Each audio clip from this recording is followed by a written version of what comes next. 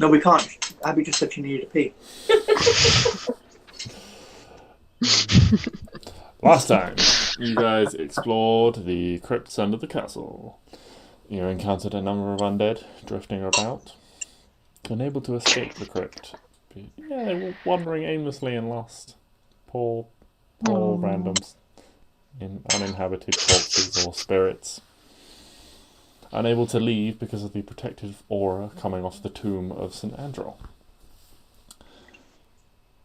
You quickly put them all promptly back to rest, as the good, lawful people that you are, mostly. Looking around, you are unable to find any sign of a source causing these dead to rise. Stix, however, did find the tomb of two knights of Zuriel, and was able to take one of their shields to replace the one he lost. Arwen looted an expensive tiara because it looked nice. Totally isn't cursed.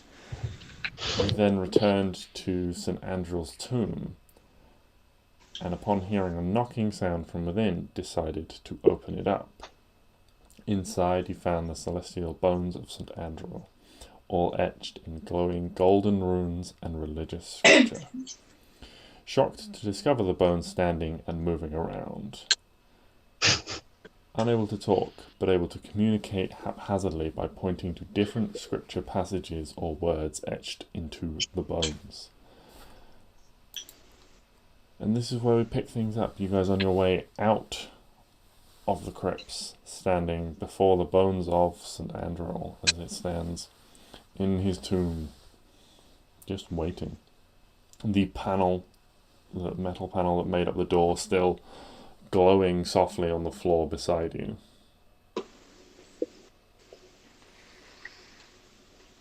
Okay. So we can ask him some questions. We've already asked him a couple. He doesn't know what's happened to him. He doesn't know how to defeat anyone. He knows Neo.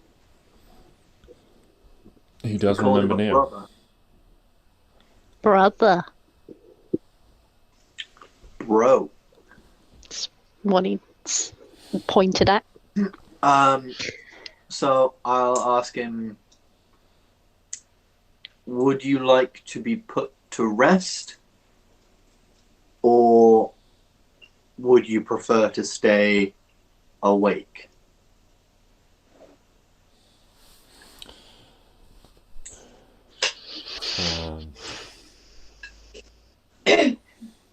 He points to... You get the response from a passage of scripture, peaceful rest. Peaceful rest. Okay. Now the question is, how do you put a thing like this to peaceful rest? That's what I was wondering. Is this I can something think you of think many we should violent rests. Yeah, I can think of many violent ways of doing this. I mean, God, I've got an A to Z book last Christmas or one. But I like to think that was Arwen's present last Christmas to everybody, just the A to Z's of killing people. The A to Z of bodily harm. It's just a picture book, like, for babies. Baby's first A to Z of death. A, asphyxiation.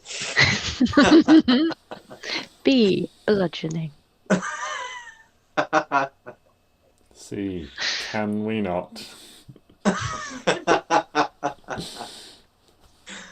No, C is actually crucifixion. Yeah, now you're getting it. If anyone can think of one for Z or X, I'll be impressed. Xylophone.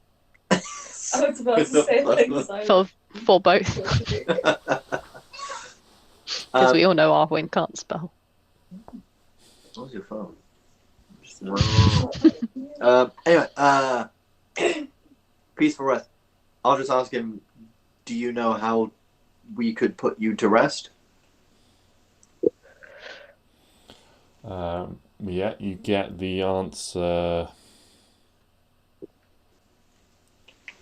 Source of God's light, darkness, coming. Darkness coming. What do you mean by darkness coming?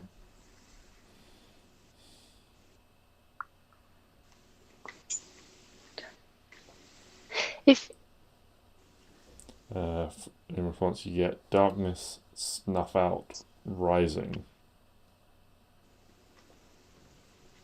So you get darkness, snuff out, rising, rest. Darkness, snuff out, rising, rest. Or like Source of God's light. That's like radiant, right? It's like, I think he's either talking about some kind of radiant damage or radiant thing. So God's light will snuff out the darkness and he'll be able to rest. Yeah. What if we take him to battle?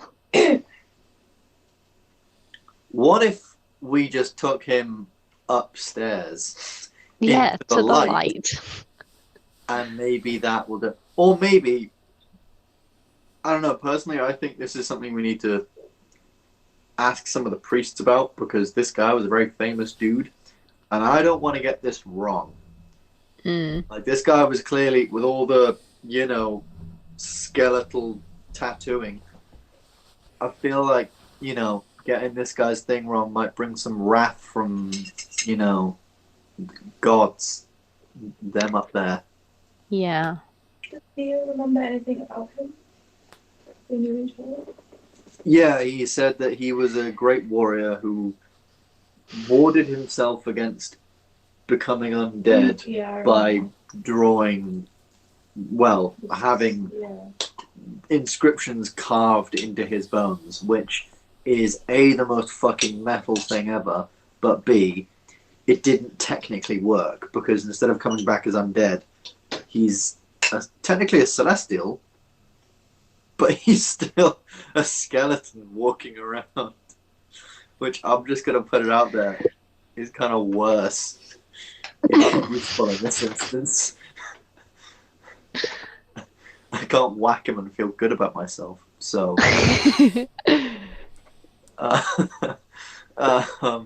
so I think this is maybe something we need to ask the priests on, and the priest's name that we were speaking to was in my book.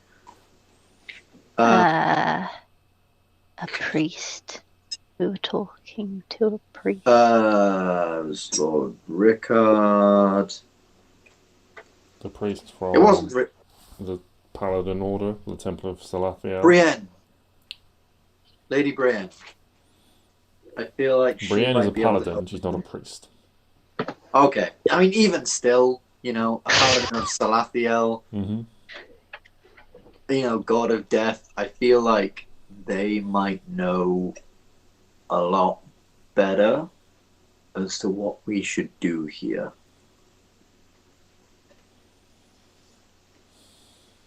Maybe.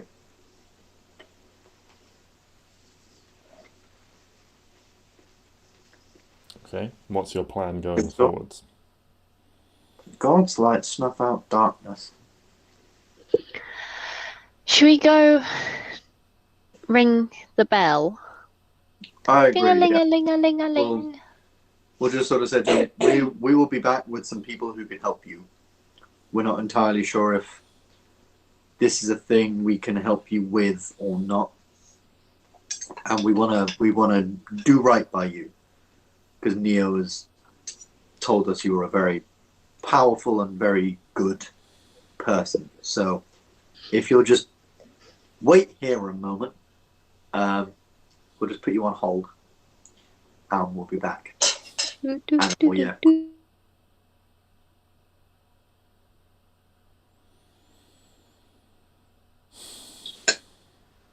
Yeah. Okay. Run back up, ring the bell. So you head back up and you ring this magical two-way bell that you've got.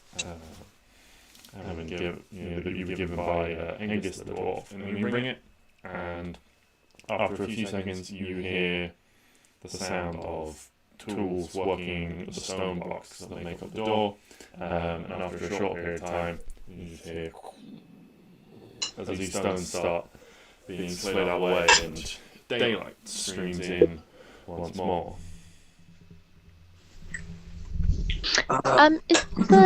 Is the man? Oh my god, what's his name?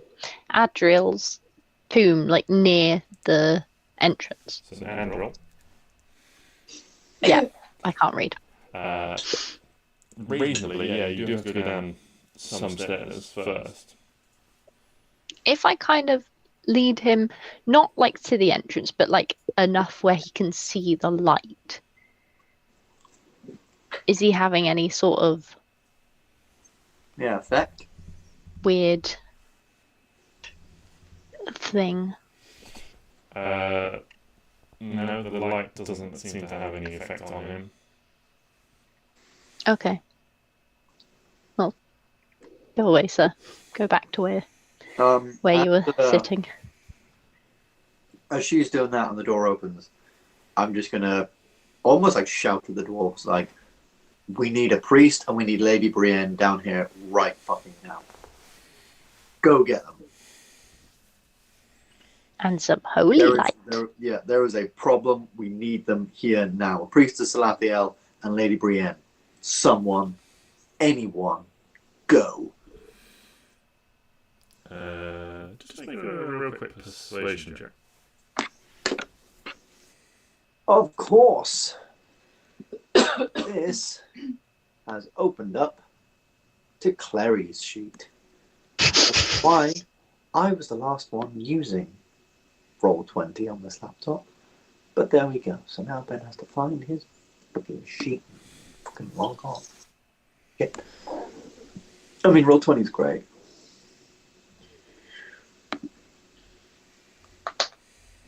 Really, just a fantastic piece of software.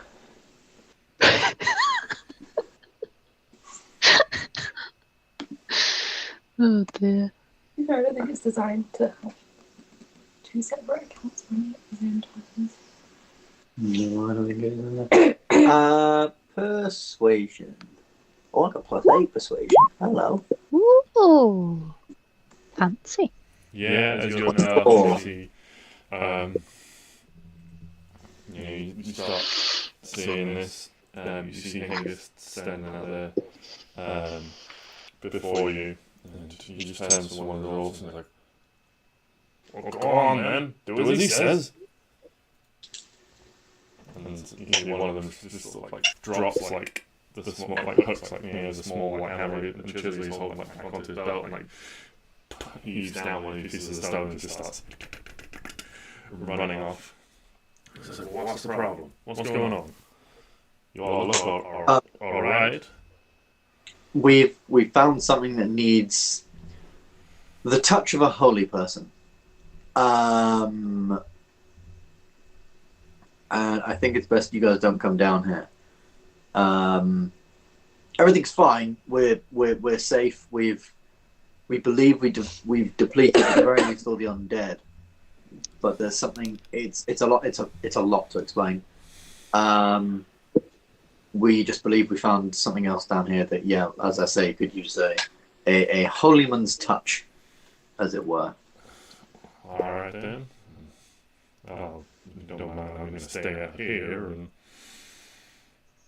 I think that would be best. So it does take some time. You guys are waiting there a fair while. Before anyone else turns up and Hengist and the one remaining dwarf just start conversing in Dwarvish. Does anyone speak Dwarvish? I think I might speak Dwarvish. I do.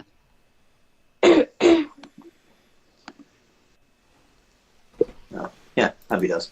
And I do as well. And Goblin. Why do I... Also, I should really take that off my sheet. I don't know where I clicked that. Oh, yeah, light hammer of Threekadir. That is fucking gone. It is sad. I like that sword. Okay, so those of you that speak Dwarvish would just overhear a general discussion here, sort of talking about like how are things going. Well, the wall, they're working on the wall outside the city, but the sun's been a bit of an issue. Having to dig around the partially completed moat has taken a lot of time, because it's disrupted the foundations. Fortunately, just kind of going, "Oh, stupid humans don't know how to build anything properly," and just general sort of like idle chatter, like, "Oh, where are you going? What you're doing later? How's the family?" Just that sort of thing. About sort of half an hour passes while you're waiting. But eventually, two people do arrive. One of them is Brian, and another one is a priest you might have glimpsed as you're walking around, but you don't know the name of just yet.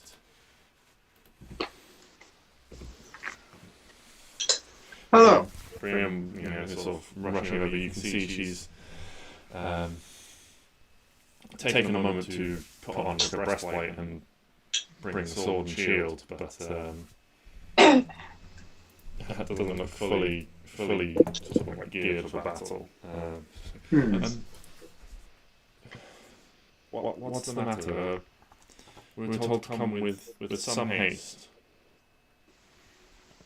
Yes. Me and a priest?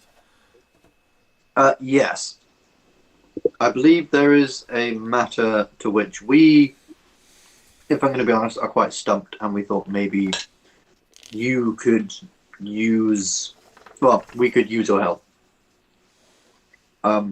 If you'd like to follow us, don't worry, anything evil down here has been defeated. That much we can tell you. Yeah, you can see the priest behind, kind of,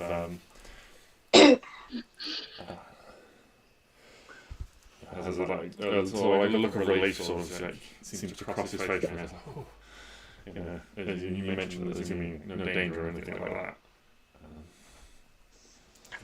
Okay, if you bring in sort of like shoulders her shield a bit more comfortably. Lean on. This is brother Simon, by the way. Simon, this is Klari, Arwen, Stix and Neo, who have been doing some investigating for us. They're compatriots of Lady Genevieve. Indeed. A pleasure to meet you all. Please, yes, lead on. You lead them down into the first layer of the crypt.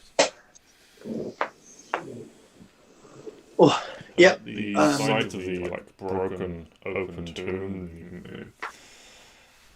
It's like an intake of breath from Brian, and Brother Simon just mutters a small prayer under his breath. So that feels light.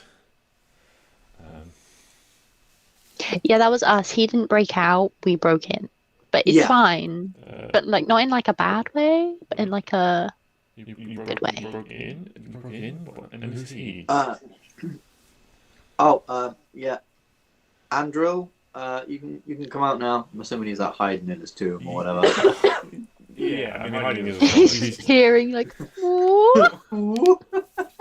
He's just kind of some kind of gone and just stood in there. Right. I'll just say, I'm sure maybe you've both heard of St Andril, and I'll just sort of gesture him to come out. And I'll say, don't be alarmed. When we came down here, there was an aura emanating from his tomb.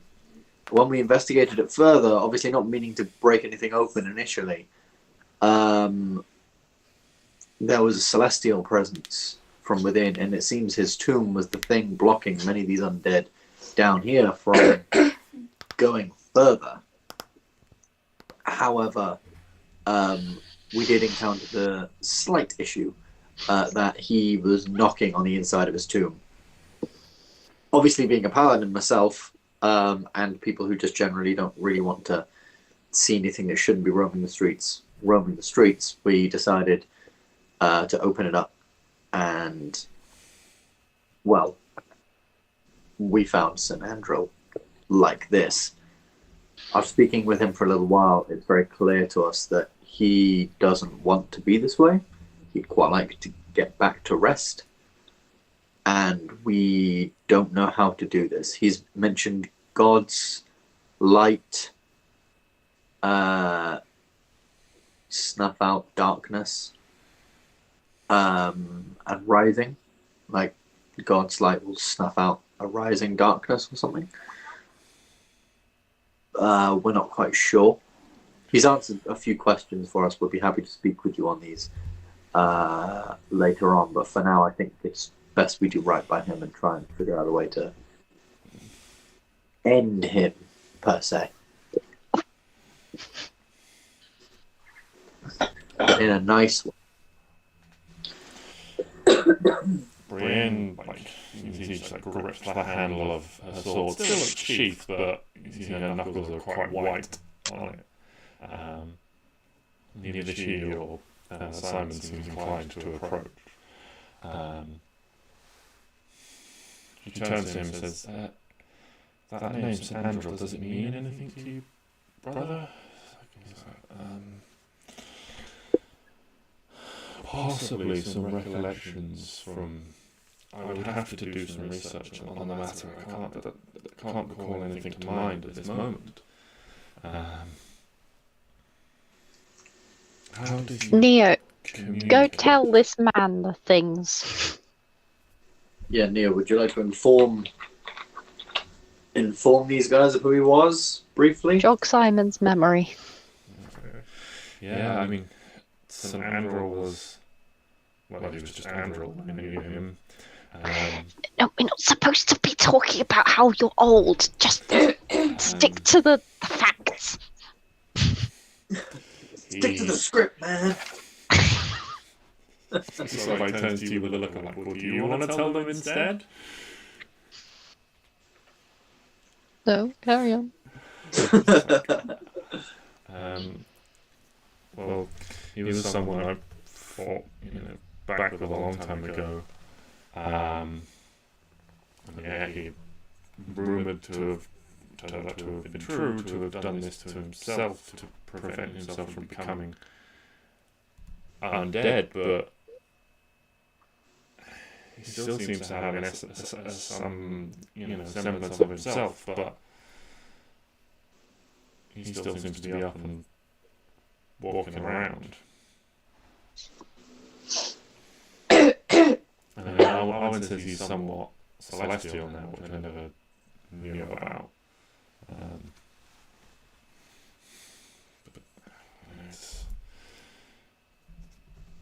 When I knew him, he was a man who had been through a lot. He'd lost a family to a plague of, evil, blood-sucking demons, essentially, that rose in the land from where I was. And is any of this helping, brother Simon? Sounds like blood's Not, what? not really. Oh. So I'll look into it. Maybe you can help me. If you say you know something of him already. He kind of... Brienne kind of looks at Neo, looks at the tomb, and like sort of you sort of look around. We're only in the first layer. These crypts are incredibly old. Neo, you say you knew this man? This is... Neo's getting himself out of this. Yeah. Neo he's a reader. He looks into a lot of stuff like that. He's really immersed into the he's really historical I fiction. don't know if you can tell, but obviously he's got a get up similar to the Knights of Aegis. He's sworn to take up their oath again in our modern times. And well, I had it in my head a second ago, but I completely forgot.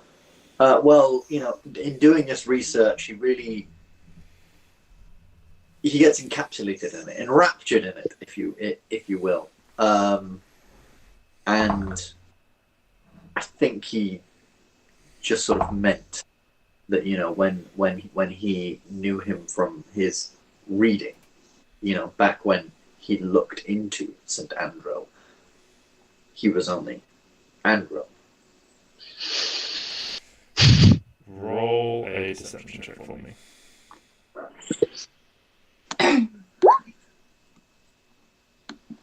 Oh, fucker. This is gonna go super well.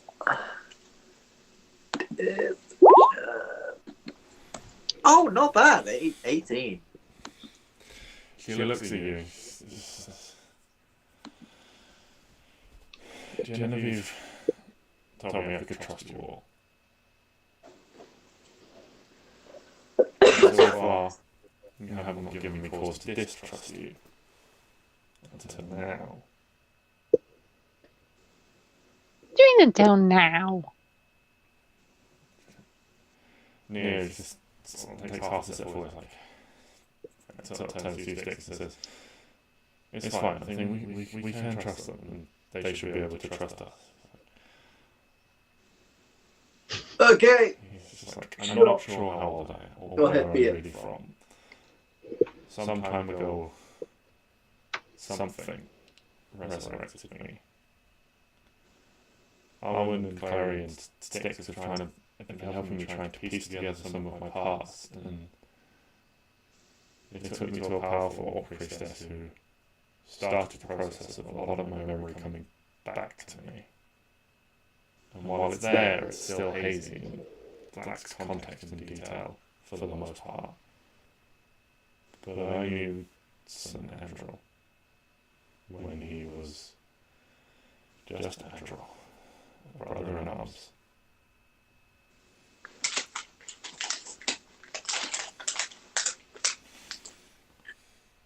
Brother Simon looks kind of enraptured by this, and Brennan looks a little bit taken aback, but okay. Well, thank you for your honesty. Yeah. Really wish I was Piper right now.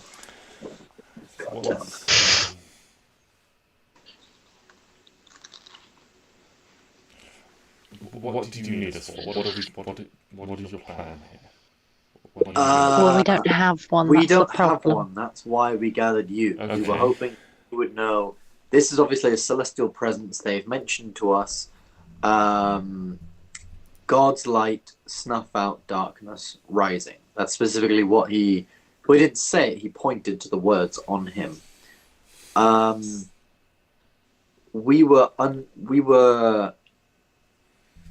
We had some ideas as to what this might mean. We thought maybe it was either the sunlight or radiant light, as in radiant damage. Damage him, essentially re-kill him with God's light. However, this is obviously a very important figure. This is a saint. This is someone who fought all their life. We wanted to make sure that this was done correctly. Not disrespect the dead and someone of a celestial presence.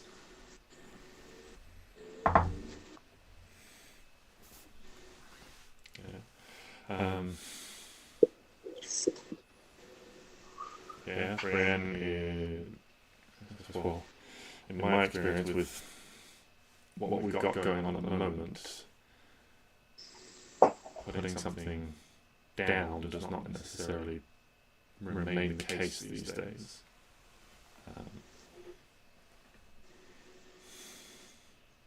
The dead seem the dead are free to return to the city of Rosen's End, essentially.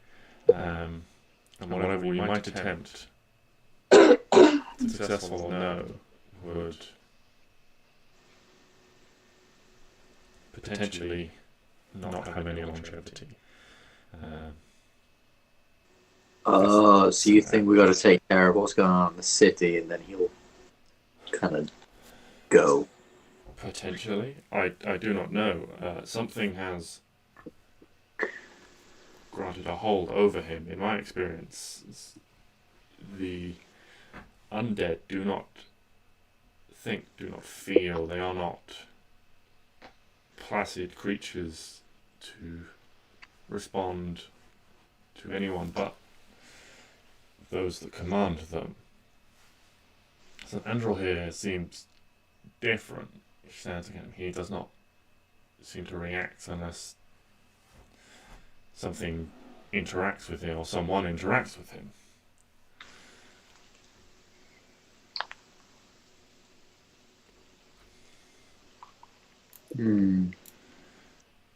This is true. Well, I mean, by all means, we have. Yeah. I shall speak to Aoife about this. She may have more insight on the matter. She may have more scope in options. Myself and Brother Simon are relatively limited in our capabilities. I would imagine myself to be much similar to your own.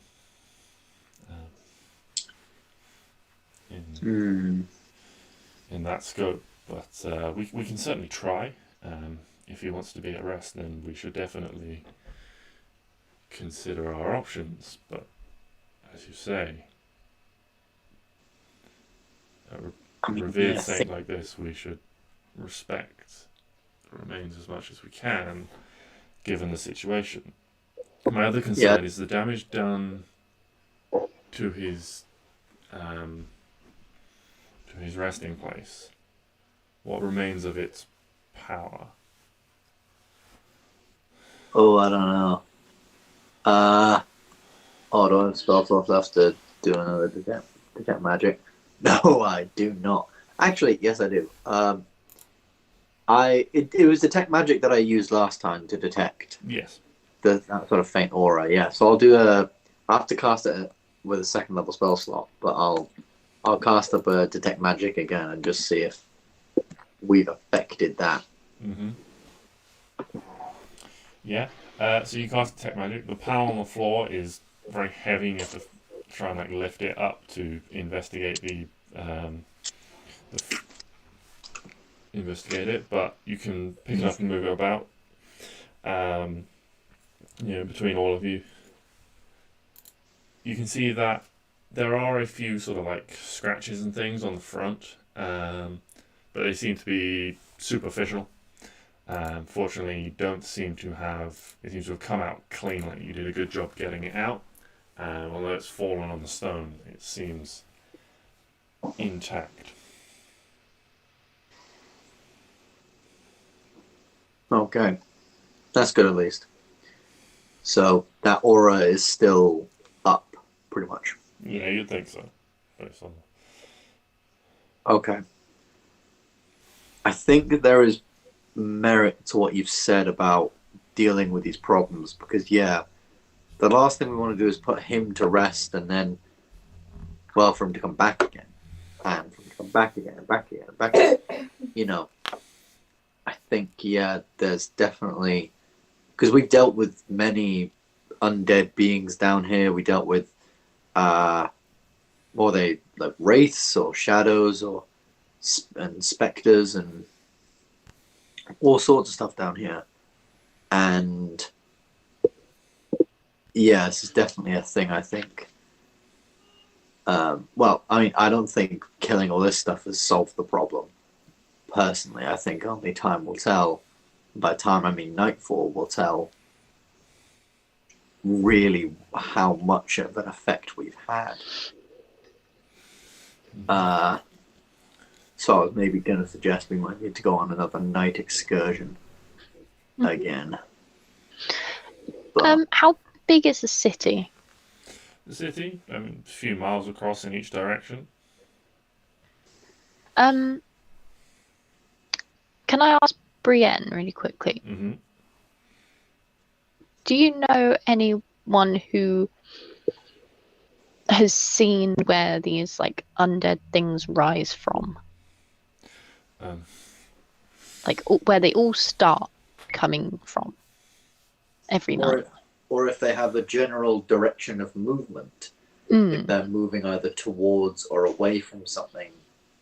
Obviously not all of them, but if any of them have that in common. Has that been noticed by the guards? Says, I do not remember off the top of my head. We have some sporadic notes and reports trying to collate some of this information. It was some time before we started trying to look for patterns and things. I have several reports to pick through, but off the top of my head, no. But that doesn't mean to say that there aren't patterns that could be found. Okay. Do you think this might be a thing where we might need to go to the guards and ask them in person, see if there's anything we could ascertain from that? I mean, if possible, I think there's a lot to be found in the written reports I've had from the men and women under my command. But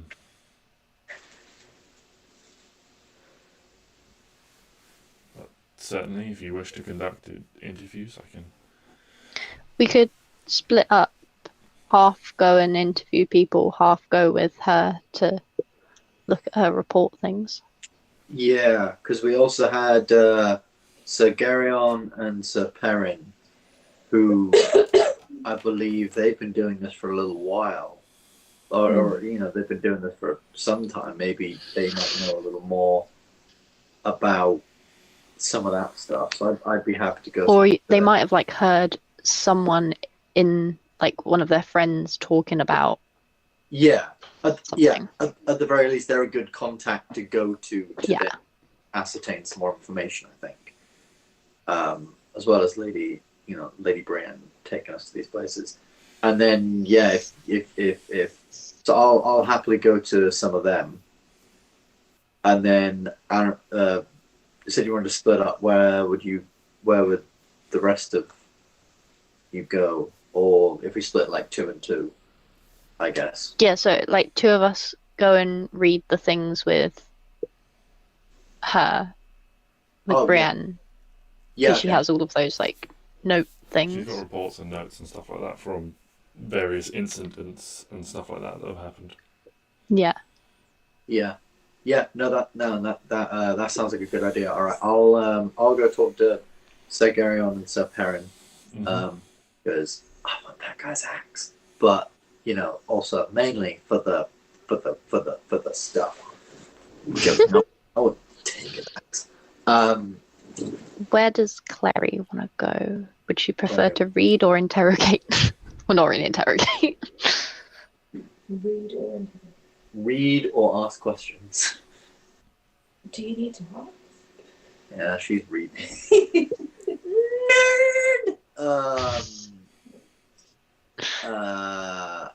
Fine. I'll take Neo, and then you two can go and Lady Brienne. Is this a wise choice? I don't know. I mean, it's not wise to take me to a load of guards, but also Neo just like leans in to remind you, Stix, Arwen can't read. Oh yeah. Pretty pictures. Yeah, I forgot about that one. Okay, so I guess then it's.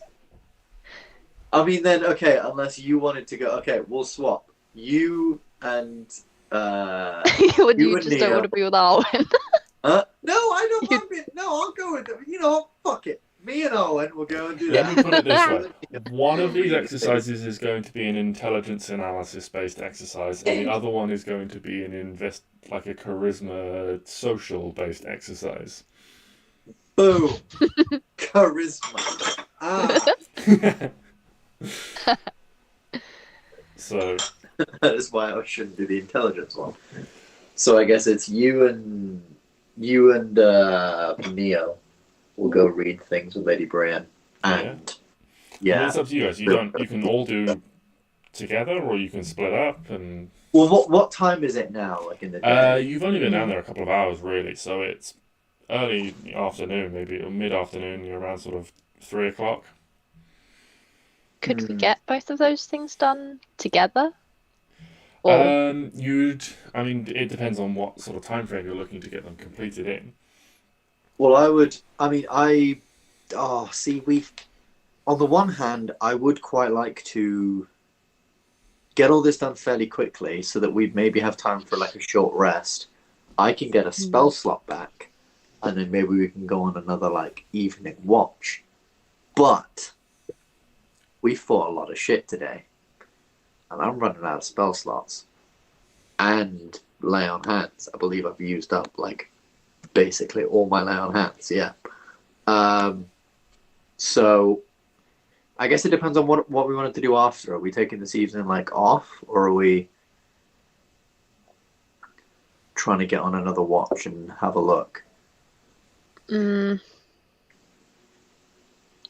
guess we could try like stealth a watch, like not really get involved in anything, more investigative rather than combative. Yeah, just to kind of see what they do. Yeah, be very passive about it, I guess. Kind of follow them around. Yeah, follow them around, be generally stealthy. Yeah. Neo has to stay next to me. Right at the hip so that he doesn't maybe make Neo, sound. Maybe Neo has to stay back in a tavern somewhere. Maybe he could take his armor off. I think that's a terrible plan. Because if he does, I don't know if you've looked at his stat block, but he's just not dexterous at all. Is he?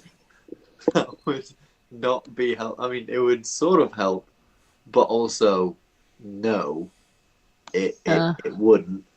He has, +1 dex. So I thought his problem was his weird armor that made him go clink, clank, clink. Oh clank. no, it is. That makes him roll at disadvantage, but he's still not dexterous. I mean, I'm not very dexterous. I've got proficiency in it. I've got +6, +7. No, it is +6, +6 in stealth. But so I would say that if we're going to do a thing at night, either that's a thing that maybe you and Klari can accomplish. Girls' night and on the watch. I don't know, contact us if you need any help, and me and Neo will be there with our steeds ready to go help. Or it's a thing where we say, okay, no, we're going to leave it for tonight and go tomorrow, and we're all prepped up and ready. Because we don't want a situation where we run into something we're not prepared for. And we've all seen a bad stealth roll can literally get us all killed. I mean, I'll stealth us, and then Clary's just on the money. Fine. I mean, to be fair, yeah, then she actually can't get below a 33 if you do that trace. I can't get below an 18. I can't get below a 16. And Neo can't get below 11. Wait, no, I can't get below 19. Because you have to roll 1, you can't roll 0. Oh, yeah, then technically Neo's 12. Which is still atrocious. It's still not good. But then I can't roll below 17. I think that's pretty fun. Exist that can help with stealth, guys. They do exist. Maybe that's a thing we need to start putting our money into. Because actual things that help. Wrapping Neo in them elves make some really good cloaks. Those really kind elves have cloaks. No, I don't. Stix doesn't know that. Maybe Stix would. I don't know. Either way, maybe it's a thing we can look into. Yeah. But I mean, Stix is half elf. He is. He grew up for a bit around quite rich elves. You might know a thing or two. Mm. So, you guys are sort of having this discussion about what you're going to do. And Brian's just sort of like, I'll just interject with one more thing. Yes. What do you plan to do with him? Oh, with him? Oh, I didn't think of that. Oh, I think leave him down. I mean, Yeah. no. We could leave him down there, right? Anyone got Question. a mystical cube of Andril. Rubik? Okay. If I just, like, take out one of my hand axes and hold it towards him, can you still swing this? Can you still, like, use this? Do you have any memory of that? He takes it from you and, like, spins it in his hand and, like, passes it from, like, basically from, like, hand to hand. And then he tries, like, a, like, more complex, like, thing, and it just clatters to the floor. Then he just, like, reaches down, picks it up, and just offers it back to you. Well, it's probably been about 3,000 years. Okay. I'm He gonna points seal that. to a Andril. part of himself, and it just says, what does it say? It says, "The Lord's arm grants strength through determination," or "The Lord grants strength through determination and trials." I hate motivational quotes. So basically, I'm gonna treat that as a yes. You're getting a definite maybe from him. He might just be out of practice.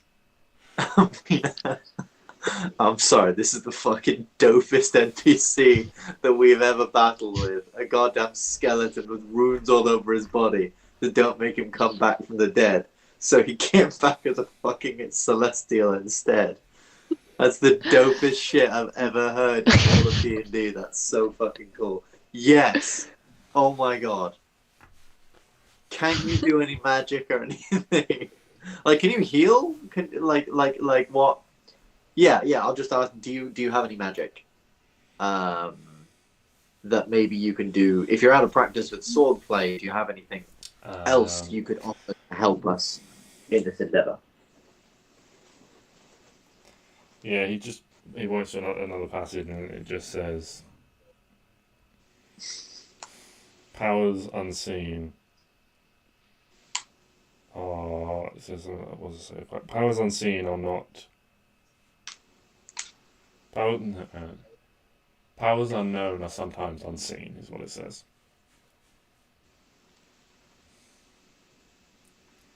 Powers unknown are sometimes unseen.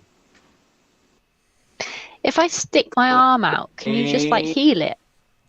He's talking Poke me. really weird riddles and smart riddles. Poke me with health. Yeah, he taps you and like reaches out and puts his hand on your arm, and you feel this like radiant like light sort of suffuse you. He casts inflict wounds. Props. And you see like the runes on him glow bright for a second, and then all of a sudden they dim, like lower than they had been before. Oh, I think he's out of juice. You get the sense that he tried something and it hasn't worked, and but he doesn't know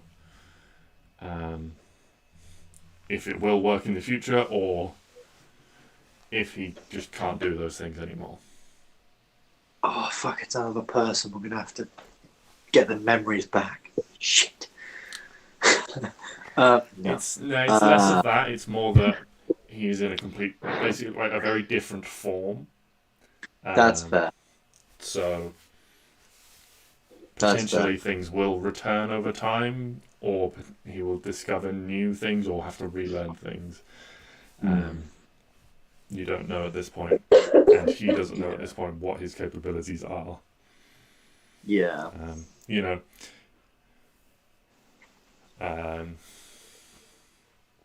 you get another message from him, which is like,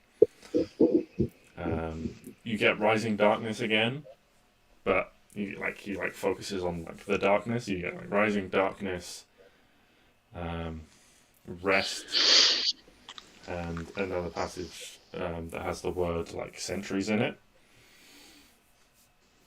And so he's been he's been resting in the dark for a long time. Doesn't know what is the essence. Do you want to sit in the sun? Man just needs a tan, and he'll be fine. He probably does look a bit pale. He's solar powered. He's a solar powered skeleton. So come out and make some daisy chains. We're fighting with a solar powered skeleton.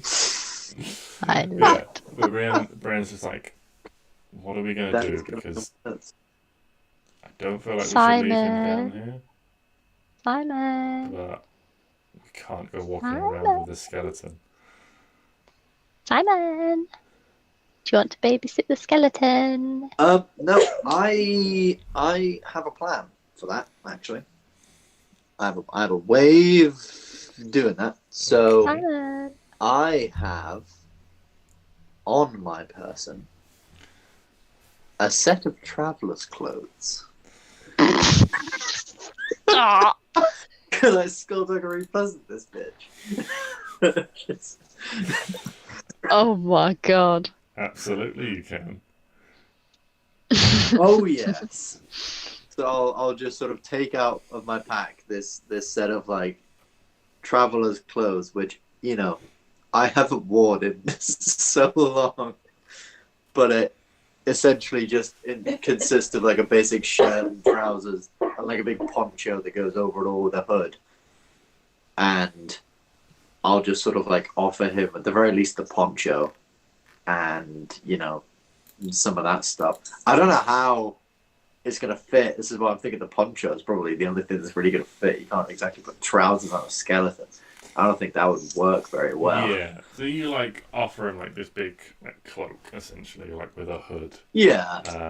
And like put it over and around and like tuck it around and like make sure it's maybe like tie it in a few like extra places so it's not going to be like as billowy as like a normal cloak might.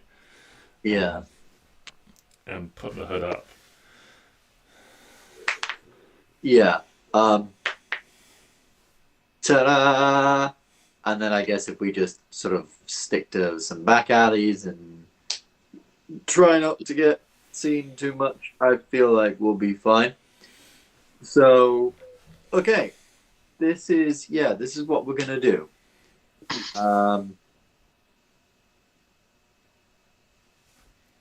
So me and Arwen will go and speak to some guards. Klari and Neo can go speak to them people. And now that we have the power of St Andril, I'm feeling slightly more confident about going and potentially doing a sort of watch this evening. Is Andril going to go with Neo and Klari so he can just kind of sit in a room? I like. So he's not walking the streets. I feel because I feel like. Yeah, Brenn's just like, yes, I think he should come with a skeleton into just a guard room. Back to the church. Yeah. Oh, he's going to the church. Ooh, Simon is babysitting. Skelly sitting. Skelly sitting. Simon looks deeply uncomfortable by all of this. He's making you notice now. You sort of look over. He has just sort of like edged himself away as far as he can, sort of reasonably, from St Andril without like leaving the room. Toughen up, boy. The man's a celestial. The saint, goddamn you. Yeah, respect your elders and all that. Yeah. Okay. I mean, you want to talk. Yeah. Stix and Arwen, you guys are going to investigate and speak to some guards and things like that. Mm-hmm. Yeah, try and find the Geryon and Sir Perrin, and from them see if we can. Oh, you're trying to find them specifically. I guess them, and then see if they can point us in the direction of some people who might know more. They know us, so they'll probably be more willing to talk. Exactly. Yeah, Rather than just going to a guard room saying, "Hey, does anyone know this stuff? We're random people showing up." You know. Mm-hmm. I feel like we should probably get some people on our side with us. Okay. In this investment. In which case, all of you head back to the temple of Salathia.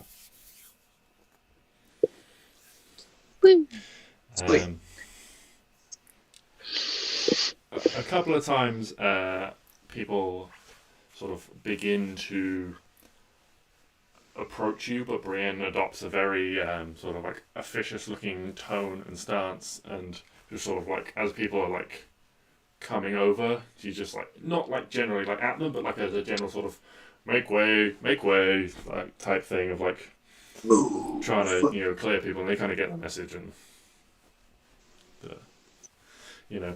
there's this group traveling.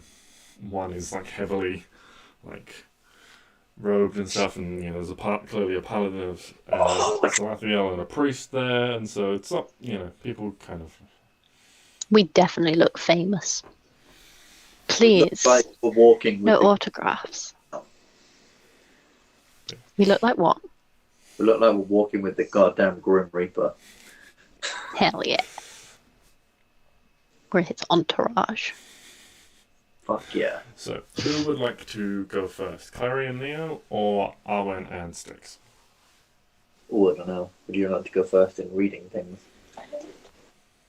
Or should we tell you what, we'll roll for it.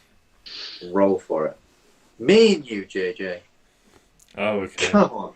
What are we rolling? Just roll a d20, and if I go higher, we go first, and if you go higher, Neo and Klari go first. Okay, I'll roll that. Ready? Hooah! Neo and Klari it is then. So, you're right back at the temple. Brother Simon is quickly sort of makes his excuse. He's like, I'm going to go and look into St Andril some more. He's right here. Good day to you. You don't really have to look into him much. It's quite see-through. He just turns and quickly makes his way away from the skeleton. Bren turns to you and says, "Follow me. I'll take you through and get you sorted, and then I need to find a place for St Andril to remain. I also need to inform people of what's going on, so no one tries to stick a sword in him." Oh, can I ask a really quick question? Yeah. I'm assuming we're still around when he leaves, right?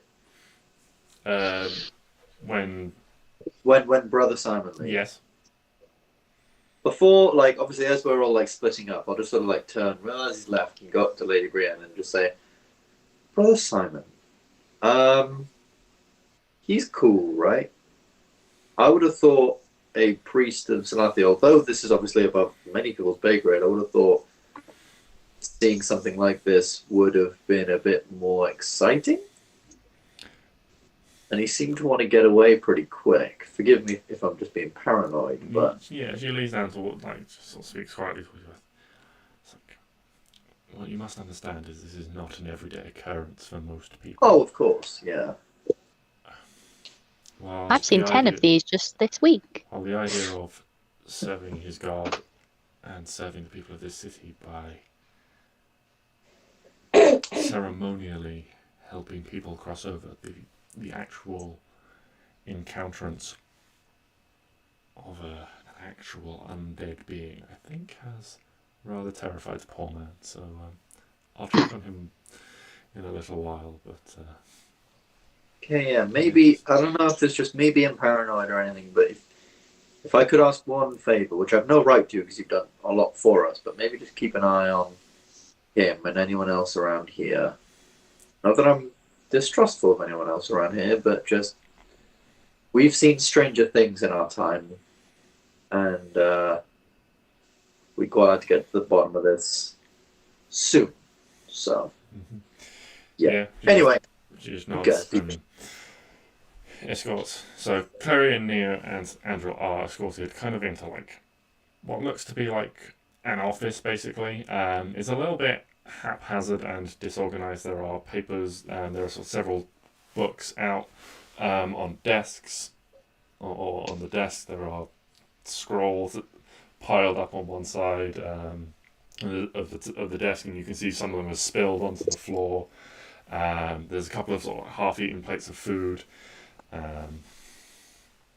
And like there's a few sort of like bookcases and things around, and you can see that some of the books have been like taken out and have been opened to a place and then like put back on top of the other books.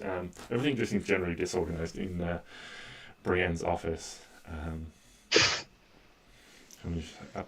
My apologies for the state of things. I've not really been keeping on top of things of late.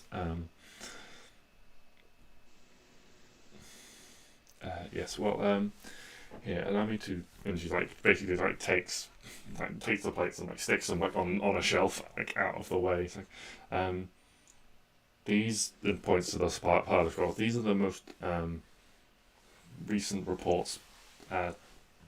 Feel free to go through them. I don't believe there's anything in there that's too classified or anything like that.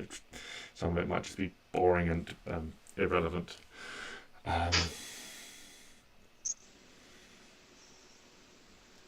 Help yourself. I'm going to find a place for St Andril and spread the word amongst the temple anyway. And I need to speak. I've got a lot to be getting on with.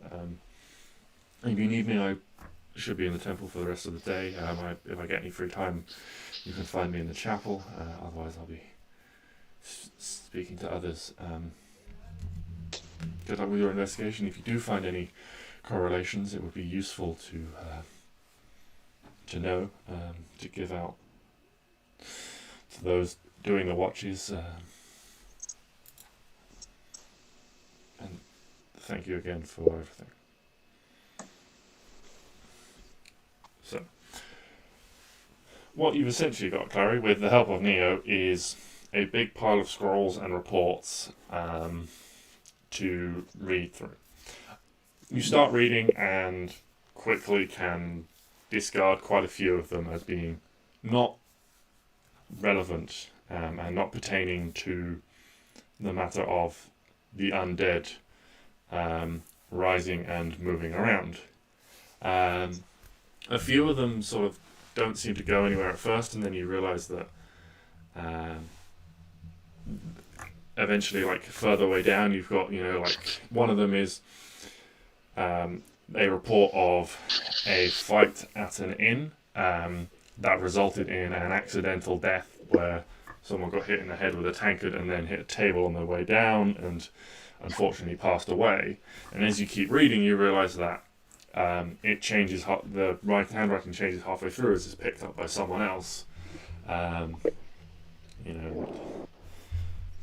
It starts out very normal and very proper of, these are the events that happened, these are the people that were interviewed,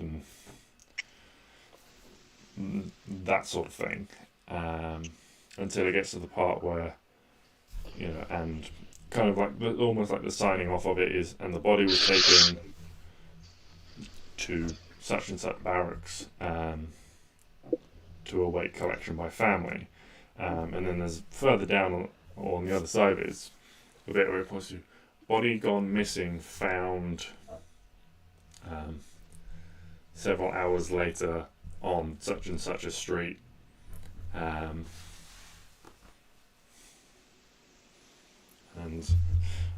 people questioned and things like that. So if you're able to find it, there are a number of clues there. There are also reports of there are a couple of graveyards scattered around the city. There are a few incidents from more noble type families who potentially have their own little plots and things like that, potentially on their own residence and stuff, where undead have come out of those places, and things, where people have unfortunately been killed when they've been out after curfew.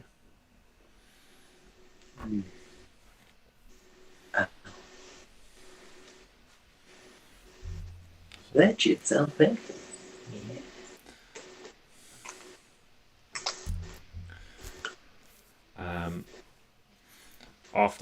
As you're reading through this, Brother Simon sticks his head in through the door. Looks around. It's like, sorry, I thought if you were looking through everything, you might want one of these. And he unfolds, unrolls like a big map of the city. It might help you just track things. Roll it on the desk and puts like a book on either end to keep it out. He points out a couple of the key sort of landmarks where the temple, where the castle is. You've got all the gates and things marked on there, so you can keep track of that sort of thing. Okay.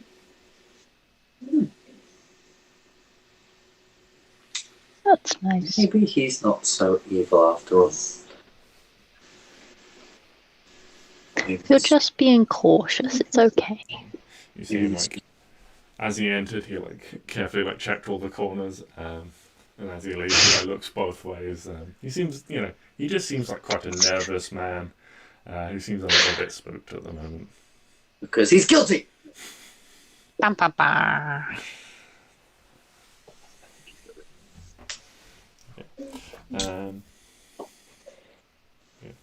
Is there anything specific you're looking for?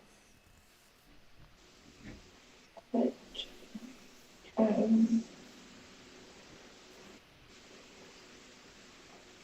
assuming we would have had a talk before we separated. Yeah, about what you need. Yeah. Just What? I guess just locations of main locations where shit like this has happened or bodies have been found or anything like that. We would have said. Maybe if there's thinking now, especially having this map. See if there's a main area people are sort of dying and disappearing. Mm-hmm. Okay. Or in the city it's happening more. Yeah. Okay. So you're looking for main, cluster points of incidences then? Yeah. Okay. Well, with the help of Neo, you can roll an intelligence investigation check with advantage. I think you've got good investigation. No, I was thinking it's insight. Insight that you're really good at. But hey, you've got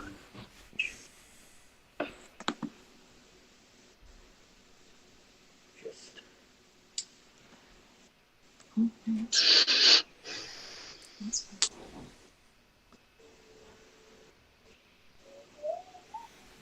fine. Investigation. See what you discover in and amongst all this Well, I got breadth advantage. of notes and things.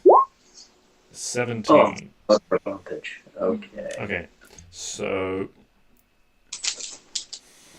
between the two of you, it takes a reasonable amount of time to go through all of this. It is several hours of hard work, but you manage to pinpoint a few locations on the map where things do seem to be worse. The central district, called Old Town, does seem to be the most heavily affected. But there are a few spotted points throughout the rest of the city that are also seem to be more hubs for this kind of thing. Okay. One of those areas is the docks to the north.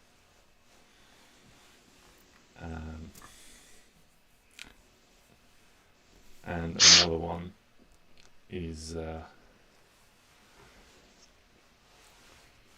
in the poorer districts. You can learn from the context of some of these notes.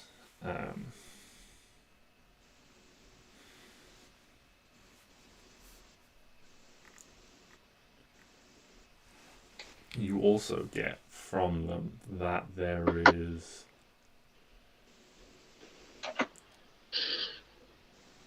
a slight. You managed to pick up a what's the word? A trend in the movements of these things. It doesn't stand out to you at first, but by the time you've read sort of so many of these over and over and over again, you pick up on some general themes of like followed wraith on Market Street south for a block before dispelling. Found body found half a mile south of stated location. And so tracks led south from graveyard to such and such street where where skeleton was found. And yeah, you pick up on the general direction that everything in the city is heading south whenever it's discovered.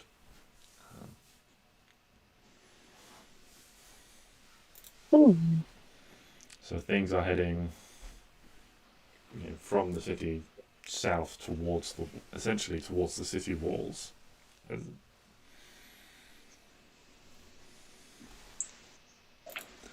So things are being essentially like discovered in the northern areas, and then they're heading south. Like these undead things are going southward.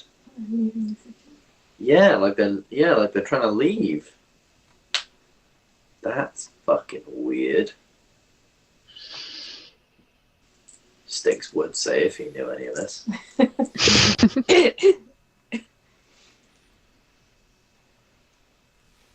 Well, good job.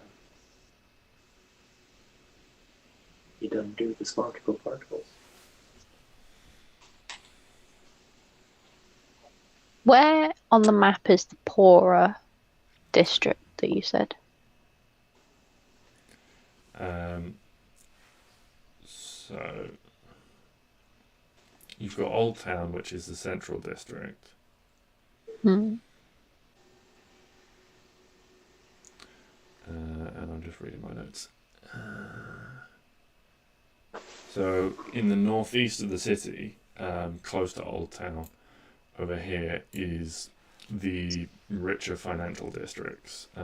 The properties are larger, especially along the waterfront. Some nobles even have houses that back right up onto the river with their own private docks for pleasure barges, things like that. The high-class businesses that also dominate the east side of the city. The northwest is the inverse. The cheapest properties are crammed right up against the water's edge. Many sailors live in this part of the city. The buildings get larger and more spaced out as they move inland. The cheaper businesses are also congregated on the west side of the city. Okay. So it's good to start up. Like, yeah. So this Oh, northwest section.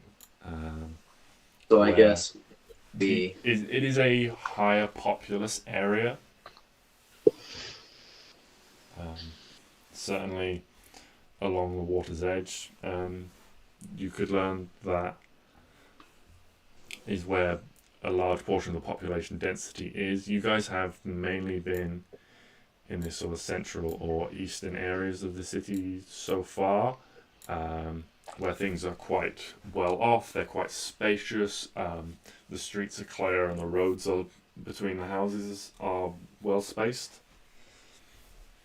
The restaurants, inns, taverns and things are of good quality for the most part. Now, are there any points of...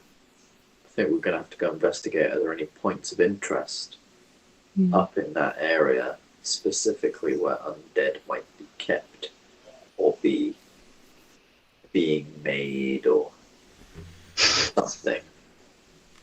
A Frankenstein factory. Or where, necromancers could gather. Because obviously, acting as Clary's conscience, very intelligence here. Obviously, undead doesn't just, undead things surely don't just happen. They need to be risen by something or someone. And even if it's, just something waking them all up, not like individually waking them up, still something's happening in that area, or in the northern areas at the very least. And so maybe we need to go have a poke around those areas and see what we can find out, especially at night, to see if there's anything going on. I would guess it would be a thing we could take from this.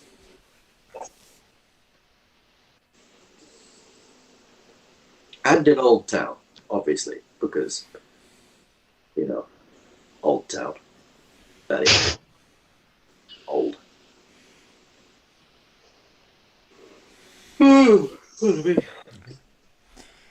Is there anything else you'd like to look into while you're here, Clary?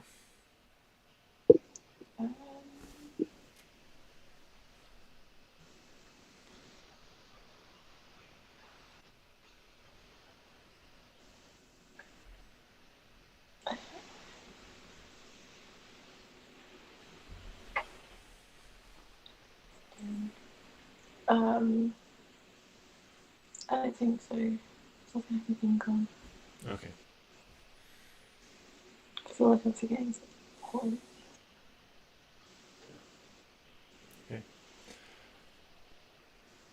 In which case, we shall go to Stix and Arwen. The mad menagerie. Seeking out Sagarion and Saparin.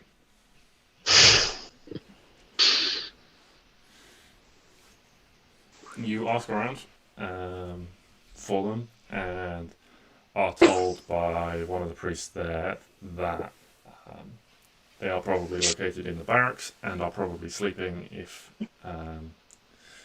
if you tell them that you're asking about watches and stuff like that, and if Sagarion and Saparin are on regular night patrols, then they are probably sleeping at this point during the day, it being only sort of about 3 in the afternoon. Ain't nobody got time for sleep. Let's go wake them up. Yep. Woohoo! It'll be generally annoying. It's what we're best at. Disruptive. Abso-fucking-lutely. Okay. You head over.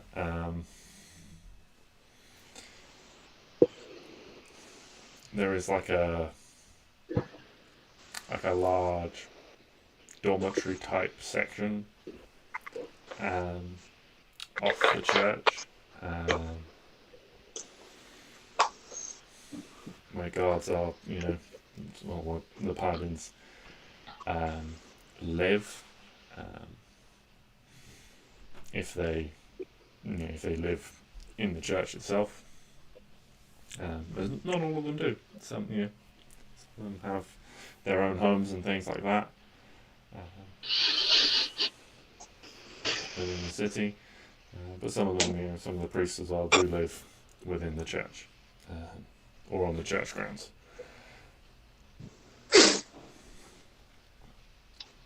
Asking around, you are given directions to their rooms. Heading up a couple of flights of stairs, you find the rooms that you are looking for, nondescript on the outside, but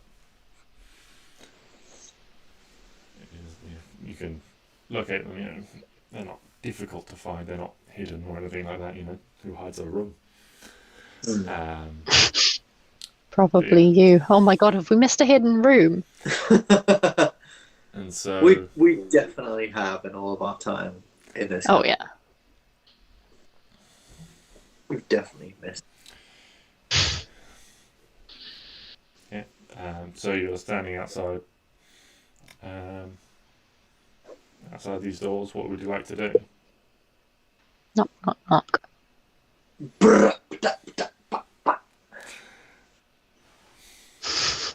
That one day on stage really went to it. One together. Pardon? You taking one each or one together? We'll go together. Okay. So we can help each other in social situations. Okay. You knock on one of these doors. Dream team. Arwen, relatively quietly, before Stix does that to the door. One day at the festival, and I'm already thinking of multi-classing in the bar.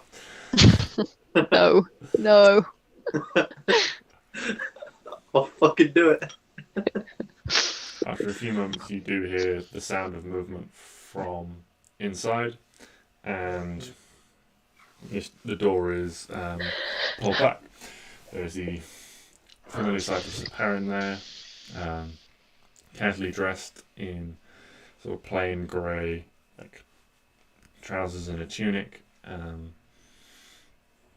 You can see his long hair that was tied back before is a bit messy and unkempt, and sort of opens the door a bit like bleary-eyed, yawning. She's like, hello. Sup, homie? Hello. Absolutely everything's a miss. Or a hit, if you roll well enough. But that's another thing for another time. Hello. Apologies to disturb you. I understand you are getting your evening kip. However, we just have something quick we want to ask you. I believe we might have asked you the other night about any information you have on these things. We believe we're getting close to something about where these undead are coming from. And we just wanted to know if you, A, have ever seen any patterns or any places that have where these undead have shown up more than others. That's the main one.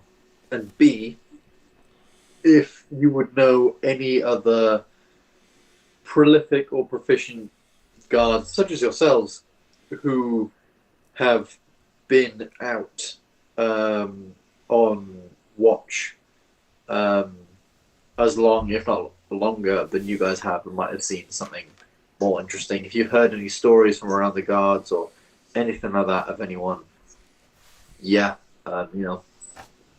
hearing, doing anything or seeing anything. He scratches his head and leans forward and looks out the window. It's like, well, could this not have waited? It's not supposed to be out for another couple. I suppose it's fine. Patterns? No, we just patrol the same route most of the time. Sometimes we come across something. Sometimes we don't.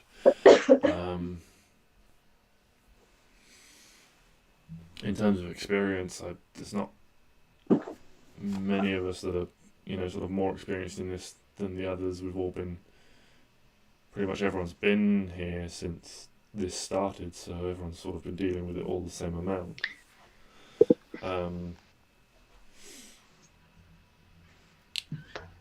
If you wanted anyone to speak to, you may want to speak to Marvina. Marvina. Yes, sorry, Sir Marvina. Her partner in this, Sir Donald, he was killed the other week. They were out patrolling in the north of. I think they're stationed. I think they were in the north of the city somewhere. North of the city. And coming together.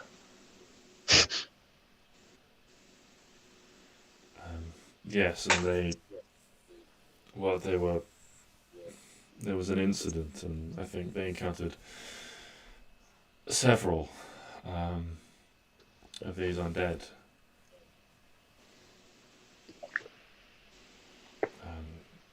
We weren't really. It was only becoming a slight problem at the time, and yes, I believe they were not quite as prepared as we are now. Lost my fucking pen. Oh, there it is. Oh. Alright, so Marvina. Where can we find Marvina? I believe she will be at her home probably. She took some time to recover and spend it with her family. This is going to be awkward.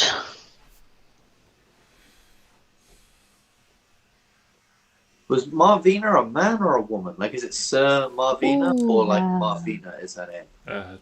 Sir Marvina, but she's a woman.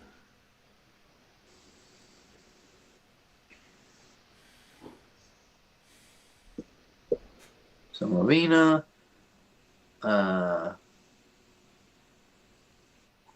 fought undead in the north. Can you City, would he have given us directions to yes. her house? Yeah. Okay, cool. Hubby died. Right. Cool. Thank you very much. Enjoy the rest of your beauty sleep. See you out there, buddy. And just remember, I call dibs on your axe, and then I do. He just looks confused because Geryon is the one with the axe. Oh, as you say this, you look past him into his room and you can see a sword hanging on the wall, and you're like, ah, shit. Fuck it. I'm gonna be a walking. I'll be a walking armory. Ooh. Fuck yeah. Anyway, let's roll to an extremely uncomfortable and awkward situation. So you guys head out. She does not live at the church itself, but a few streets away you find a modest dwelling where you've been directed to. Knocking on the door, it is answered in short order by a tall, thin-looking man, dark, sort of black brown hair. Opens it up and it's like, am I able to, hello? Can I help you at all? Yes. Hello. Are you Marvina? You're looking for my wife. Ah, yes. Hello. Yes, we are looking. Wait up, fucking goddamn. I think it's partner as in like business partner. Right. Not partner as in life. Okay. I got real fucking confused because I was like, we just been told this partner's dead, and now there's problem fucking solved. I got a third level spike left, bitches. Let's go. No, okay. You just sort of look at it like, you're whereabouts. So got real fucking. Yeah, and by that, in that case, then if you're here about Sir Donald, come on in. And you see this guy is sort of probably in his like late 30s, early 40s, you'd estimate. He leads you in. It's a modest looking dwelling. Downstairs you can see that there's sort of like a combined kitchen sitting room. Off to one, he leads you in. Off to one side. Arwen, your attention is caught to a rack by the front door that contain like a hat stand with a couple of hats, like cloaks, and several pairs of boots on it. As you walk in, he ushers you in, and he's like, just have a seat. I'll just go and fetch her. And he heads out of the room. Returning a few minutes later, with a short woman with sort of dirty blonde hair, still like tied back in like a long braid behind. You can see she has the bearings of a physical fighter, but she's not wearing arms or armor at the moment. But you can see she's got a muscular, like powerful figure, particularly standing next to her husband, who is taller but rather skinny by comparison. She enters the room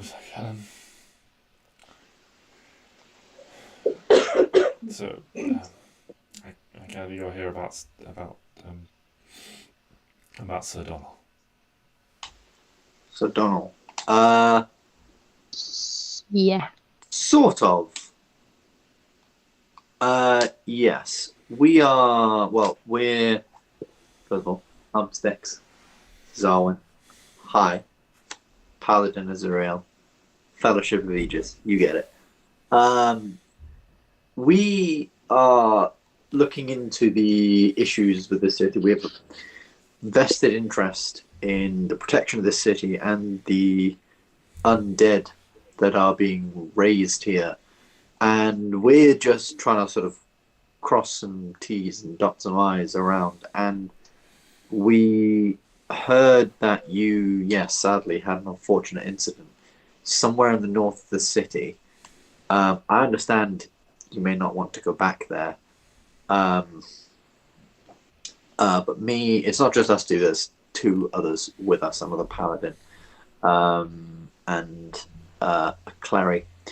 And we were hoping to learn where this place might be and whether you noticed anything particularly unusual about the incident and about that night, and really just in your time doing this watch in general, if you have ever seen anything particularly unusual, any patterns have arisen, anything that could help us at all, so that we might be able to, well, stop so many people dying from these incidents that keep happening. Yes,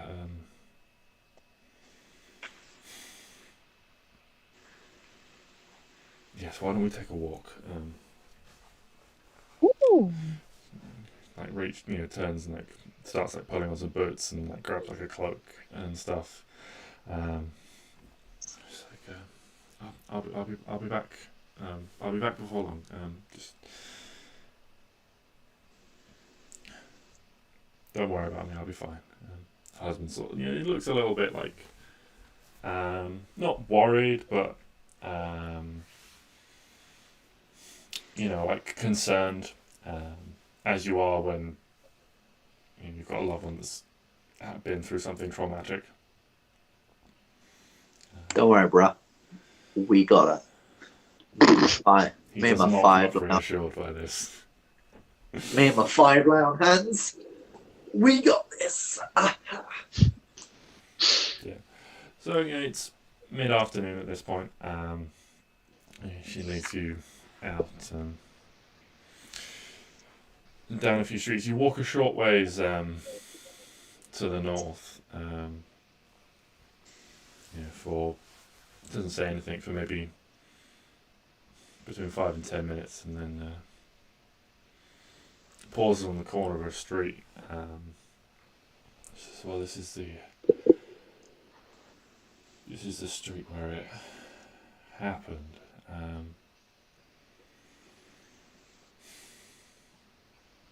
We were running from a couple of them. It was just kind of. I'm sorry, it's still a bit. No. Take your time. Take your time. Donald, he. Well, we'd had a few reports of undead within the city, and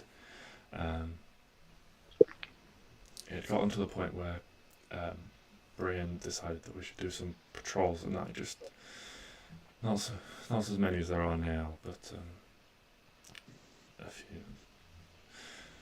Donald was always keen to volunteer, keen to prove himself, keen to put himself in harm's way, and we patrolled out from here, out from the temple to the docks, and we were making our way back when we spotted these lights in the street, these weird blue lights. Went to investigate, and there was just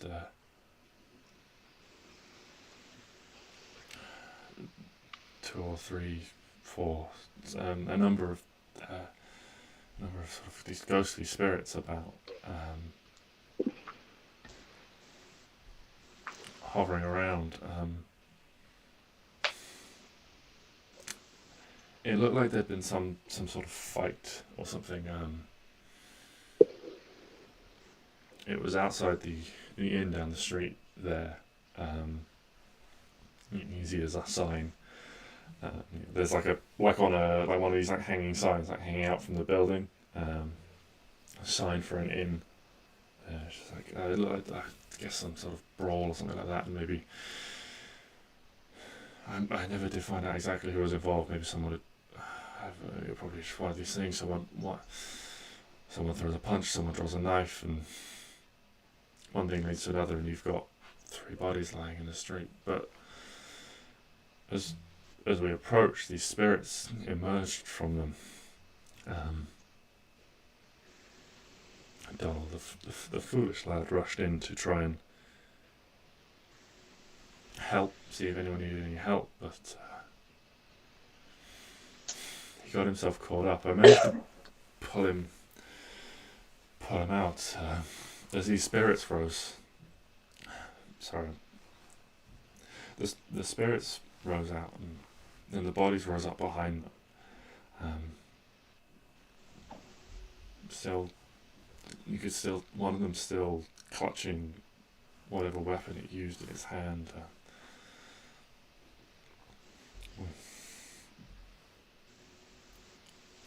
I've fought monsters before, and I've fought things before, but this was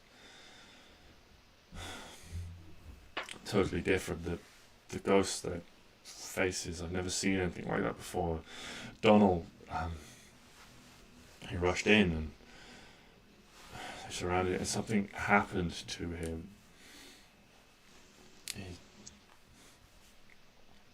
He always looked so young, so boyish, even for, he never looked older than 16. Even though I knew he was in his 20s, I had to keep reminding myself that he was he was actually a man up for the job that he had. He had passed all the trials set before him, and he'd been knighted him. I knighted him myself. Wow, a fellow knight. So but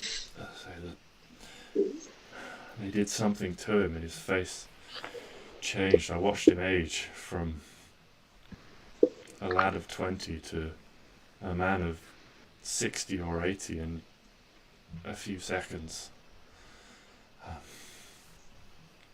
At that point, he was in not much fit shape. His armor, he could barely swing a sword anymore, and they just descended upon him. I managed to cut a couple of them down and pull him free, but he was dead weight in my arms at that point, and we were lucky. It happened to be that there was a couple of people, a couple of guards had also been posted, and they were passing by. They were able to help me drag Dong away while I put down the remainder of the spirits and the zombies as they rose up the bodies as they walked. But Donald he was past the point of saving. He was too old, and they'd made him too old, and he was then too slow, and as much as I tried, I spent too much energy to banish the spirits and couldn't say it. She starts crying in earnest at this point. I just couldn't save him.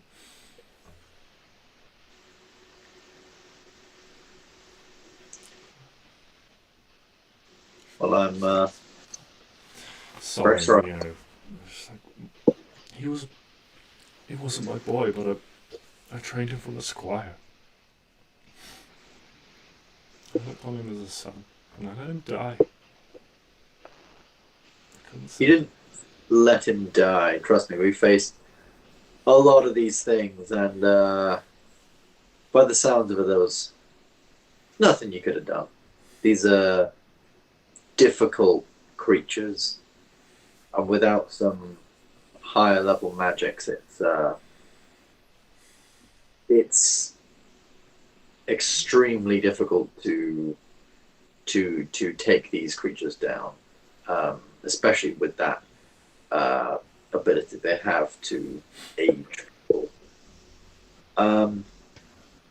So if I might ask you then, so you saw this brawl happen, or you saw at least the aftermath of the brawl? Yeah, the aftermath, yes, whatever. We never found out who was responsible for the murders. With everything that went on, it was figuring out what was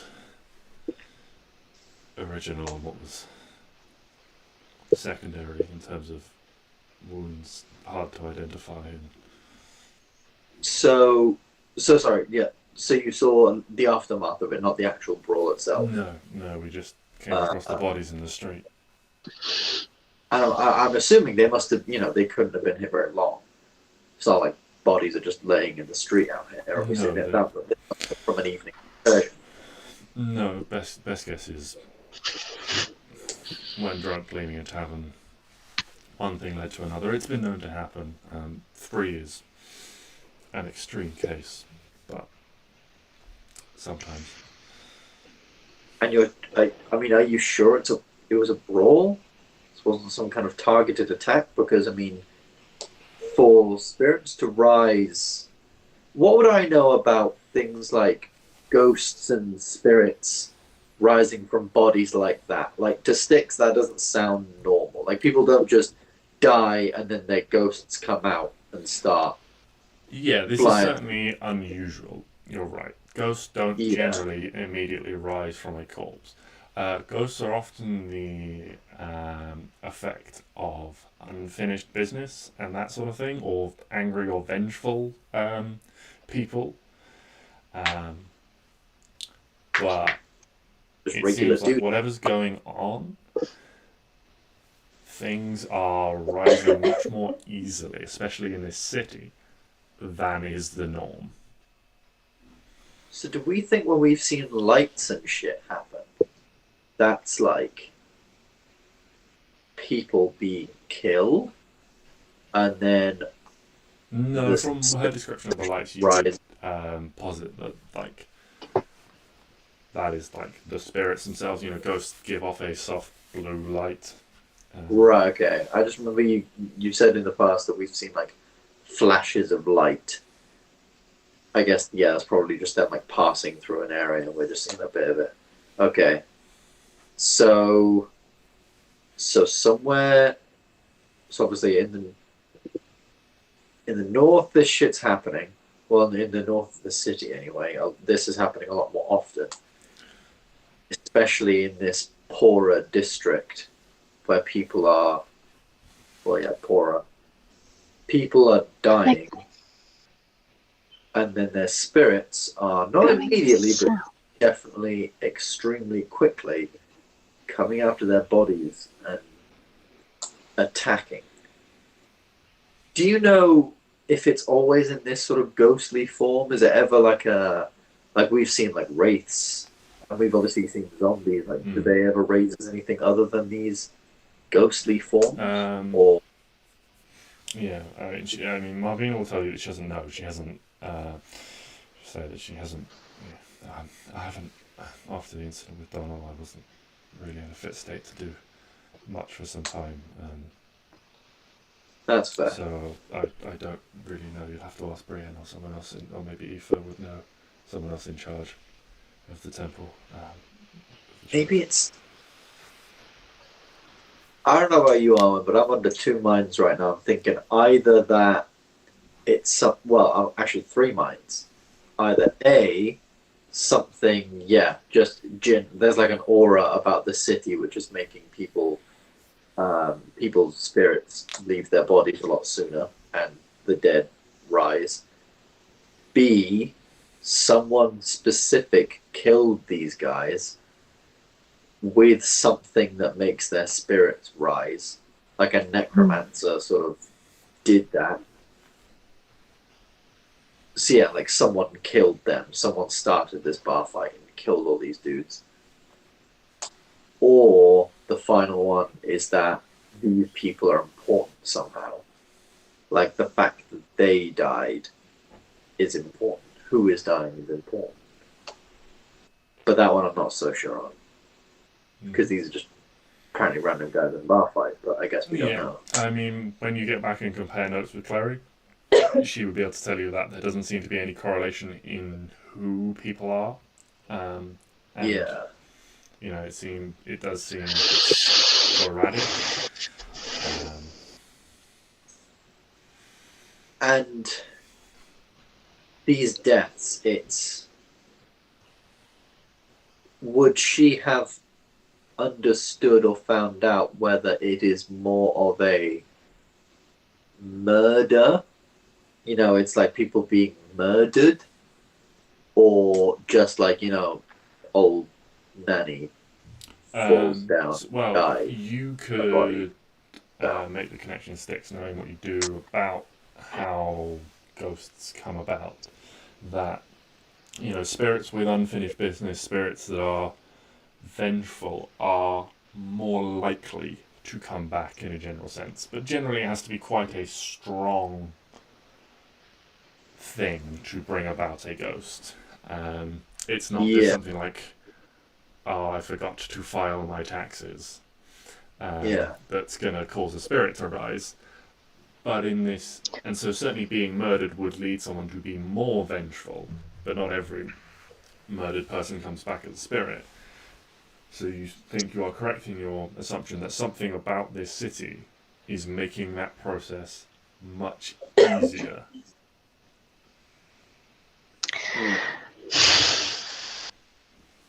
Okay. Why is the wall being built? That's a good question. Yeah. You wouldn't know that offhand. Does Thingy know? Marvin? Well, the dwarves Yeah. the dwarves from earlier. They were speaking about that. Maybe they need to be. Yeah. Maybe we can go question one or two of them. So I guess we'll thank Marvina, take her back home. Yeah.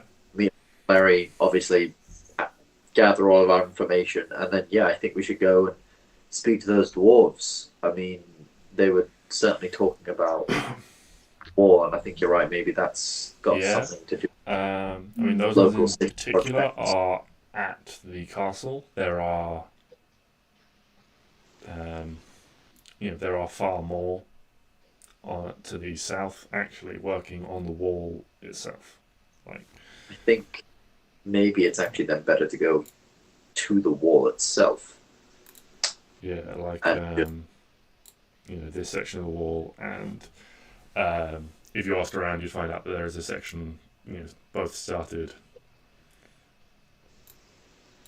At basically either end of the city, working its way in. So this wall we can see on the map, JJ. Yeah. That's like completed sections, essentially. So it's just been the wall on the map is a wooden wall that you saw when you arrived. Right, and it's at being either turned end, so it is being converted into a stone wall. Right, starting from the end, working across. You'd have seen some of this when you arrived. You would have crossed a dry moat when you entered the city. You can find out a little bit more about that when you speak to the dwarves if you want. But you'd have potentially seen that didn't yet encompass all of the city. Okay. So let me just write down. City.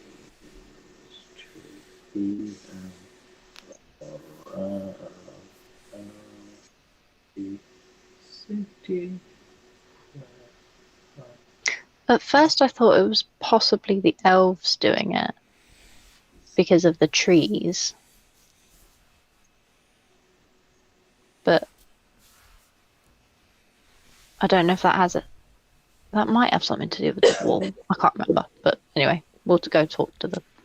Yeah, I think it's probably getting fairly late at this point, but I definitely think we can stop off and go speak to one of these dwarves. And, definitely we can. Yeah, you'd be entering into early evening at this point. It wouldn't, having arrived back at the temple at sort of between about 3, a little after 3, by the time you've seen Sir Perrin and Sir Marvina and things like that, you'd be around sort of 4:30ish. Actually, first, I think before we go there, I'd like to, if like Sir Perrin and stuff are there, I'd like to ask their opinion on the wall.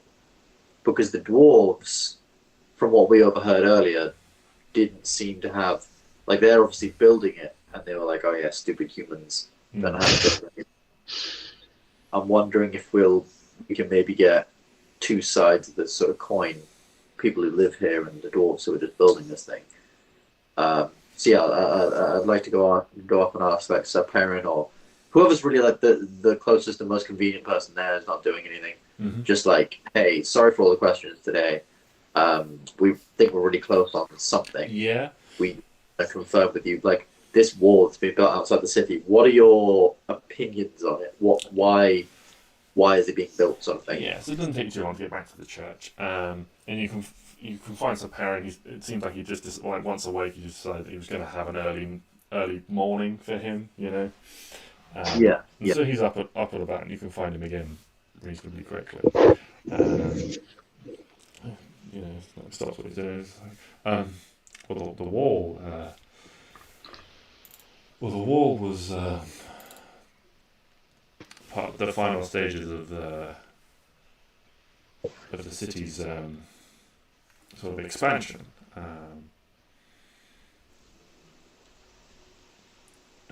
It's a while ago. Let me have a think. A while ago, the city was much smaller, and then the old king ordered it to be expanded. something about trade or something or other. And so the what is now known as the old wall was put up, and the city was built up to it. A lot of investment was done. I think I'm not too sure, but once the wall went up and the borders were drawn, and then the city was expanded to it. I mean, this is going back a little bit of time now. This was mostly I was mostly too young for some of this. But yeah, and then recently the wall once now the city expansion has been completed and the wall is sort of finalised. You can, if you walk around, you can see it's been moved a couple of times where they've squeezed a bit extra in and a bit extra here. I imagine it'll move again by the time all is said and done. Weird question. When did the ghosts start popping up? Within the last sort of month or so. When did the walls start getting built? It's the stone one. The stone one? Oh god. A year, maybe last year sometime. When was the probably wooden less wall? than a year, maybe last 6 months. It was. When was the wooden wall finished? Brains. I'm not too sure. Like years and years. Yes, when I was. Okay. I'm not sure if I was even alive when it was. The wall being built. I was wondering if there was anything in the stone. I thought the same thing. If the stone has been taken from somewhere, or something. But I don't know what. I mean, I'm speaking about a month ago. So this is making me think this is all connected to what we're going after. That sort of thing. As that stuff is gaining more power, or as as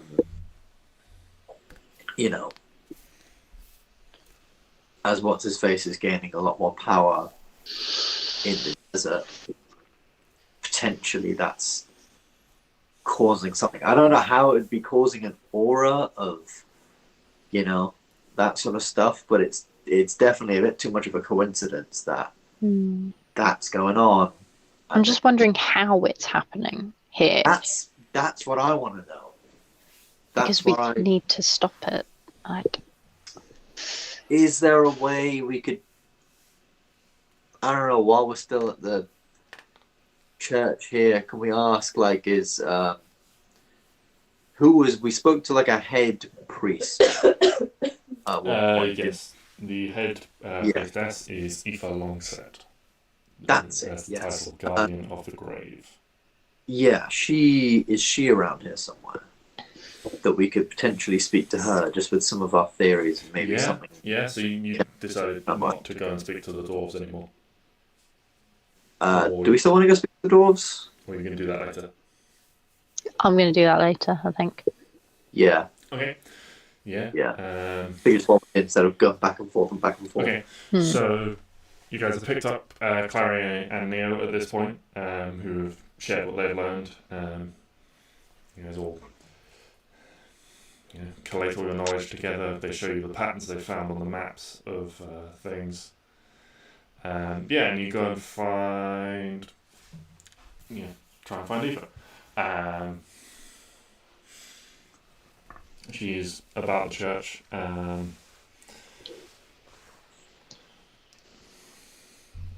When you find her, she is, you're directed to one of the smaller side chambers, and she is overseeing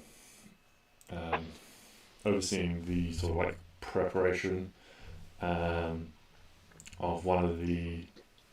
It looks like he's essentially teaching someone some spell work to prepare a body. She's like, I'll just be a moment and wander over. How can I help you? I gather Brian has informed me of the situation with our new companion. He's been safely hidden away to avoid creating any sort of panic. What can I help you with? Well, maybe worth asking him about that as well later on, but there we go. We have some theories about what we think is happening in the city after just looking around and doing what we can. And obviously, like, you know, I'm a paladin, and my friend Klari here is you know, trained in religious academia, but none of us really know much about the practicality of it, especially of the magical nature of some of it. And one theory we are coming up with is that potentially it seems to be that, or there seems to be an aura about this city that is causing the dead to rise much quicker. We spoke to a Sir Marvina, who said that earlier on in the evening there was an unfortunate incident, a bar fight. Some people were killed, their bodies lay in the street. And that same evening, their bodies rose, their spirits, their ghosts, rose up and attacked. Yes. Now, this is an incident with Sir Marvina and poor Sir Donald. Yes. She is still. She is still grieving. Yes. But she will pull through. But yeah, that really opened our eyes to think that we think that, yeah, that's why you're seeing so many undead, is that they are either being risen early or forced to rise in this city. And we were just wondering if you knew anything about how one might, you know, how one might do this so that we can try and find some culprits. Because obviously this isn't, I mean, I don't know, but this seems like the sort of thing that someone would have to action.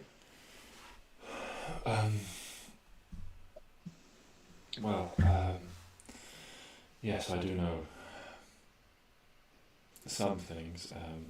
This is obviously not a practice that any here partake in, but you are right. The dead can be forced to rise. In doing so, the necromancer gains some general level of control over those he has risen. In doing so, however, most beings lose a lot of their sense of self. However, this is generally only possible with a physical remains of a creature.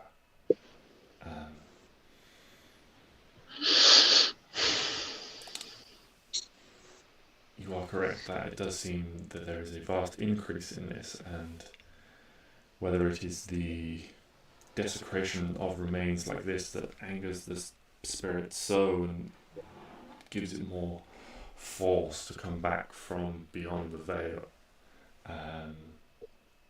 or if, as you say, there is an aura surrounding the city, a weakening of the veil itself that allows spirits to cross back more easily. Those who would not normally have the strength or desire to do so are more able to potentially reach the mortal plane once more. Yeah, because obviously, you know, from the example, you know, we've seen, you know, that's people in a bar fight. Now, you know, if everyone from a bar fight who died was to rise up, I mean, I'm sure the world would probably be overrun with ghouls and ghosts and undead, you know, at the minute. Obviously, you know, vengeful spirits, and I'm sure people who are murdered are very, very vengeful, but It is Yeah, the you're hope right. that Salathiel's lantern will continue to guide these spirits where they need to go and keep them on the right side of the veil. Yeah. So, let me ask you this then. Are there any, to your knowledge, is there currently, or have there been, in the past, like, a while, any known necromancers or enemies of this church? Obviously, this church protects the sanctity of death. I'm sure enemies of this church would, be people to do that, particularly within this city, or any information that someone, do you know of any necromantic books hidden somewhere that someone might be able to pick up and use? Because we know some stuff about what's happening over in the desert, and we definitely know that the timing of what's happening in the desert and the timing of all this happening is a little too on the nose to be a coincidence. For as long as living memory and a long time into recorded history, this city has stood, and this order has stood as a bastion against the undead. For something to be done of this scale in this city, it is an affront to our very belief system. Maybe that's why they're doing it here. Well, I mean, why do that sort of thing here, if anywhere? either there is something particular about this place, or as you say, there's something particular about us that someone is trying to target us and Salathiel and her followers in this way. Is she a human? Yes. Is she a human? She looks human. Okay. She sounds human. She walks, talks, and acts human. What about What Simon? You make me wanna. Yeah, he looks human. He looks normal. Everyone here looks human except for the very non-human person. Not everyone is a human. Well, not human, but like everyone. No one looks undead. Is to get what you're probably trying to drive at. No, like, that'd be really funny if it was like, oh yeah, now that you look around, yeah, a bunch of people are zombies in here. oh my god. Yeah, no one looks undead. Yeah, there's a slight mix of people. You've seen a couple of dragonborn and a couple of dwarves and things around. Maybe a couple of tieflings as well. But maybe. But the majority are human, and it's the same in the city. The majority are human, but there are a few dragonborns, a few tieflings, a few dwarves around. This is the place that had the problem with the tieflings coming in. I mean, everywhere kind of has a problem with the tieflings. Because they all left the desert. Yeah. But they did have, until recently, a large number amassed kind of outside the city in like a makeshift like tents and shacks and slums and things like that. That is no longer the case. Oh yeah. They all died. Okay, so when did they start coming? The tieflings. Mm-hmm. Let me think. Okay, so probably not a month ago. I mean, in the region of between 1 and 2 months is probably when. Yeah, when they started, because that's around the time they started coming to the Elven place as well, isn't it? Yeah. Mm. Like asking, that would be the best. Like asking around, you could put the timeline together of about the same time as the elves started seeing them. They started seeing them here. Are they mad that no one will help them? So they're like, well, here you go, have some undead, because we've got them. And you won't help me. But I don't think they would. But no, it would be something I would do. I'm thinking, okay, so what we know is obviously lots of undead are rising in certain places, and they're traveling south to escape the city, south to therefore potentially. I mean, we've literally seen things join an army of undead and travel. They traveled south, right? They traveled south, down the lake, the Rose Lake, to go around it. So I'm thinking this all leads back to what's going on. You know, what's going on in the desert. In my mind, this is some kind of recruitment scheme, undead recruitment scheme, sort of. I would have to guess, but it's a matter of like, how is it happening? Is this the sort of thing which is just going to keep happening until we go kill, you know, whatever's awaiting us in the desert, or is this a thing that I'm thinking it's a thing that can be stopped now? Yeah, I think it's a thing that can be stopped, but I just don't know how. Yeah, it's just where's it coming from? Well, yeah, who's it coming from? Yeah, because we could, even if we had a name, because you've got like locate creature or something, we could just. No, I don't know. No. You could get it tomorrow morning, as you could pick it. I think it's a 4th level. Oh, do you not have 4th level spells? Right, no. A lot higher level. I have slots, but not actually spells, because I wanted it. And then I was told that's not a spell you can have. I was told, sorry.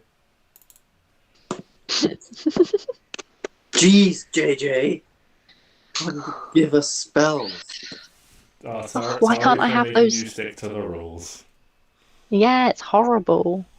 Fuck's sake. It's just not right. Just on. Okay. Do you have anything more to ask Aoife, or? Well, she doesn't. Are you the imposter? She doesn't know of any of that stuff.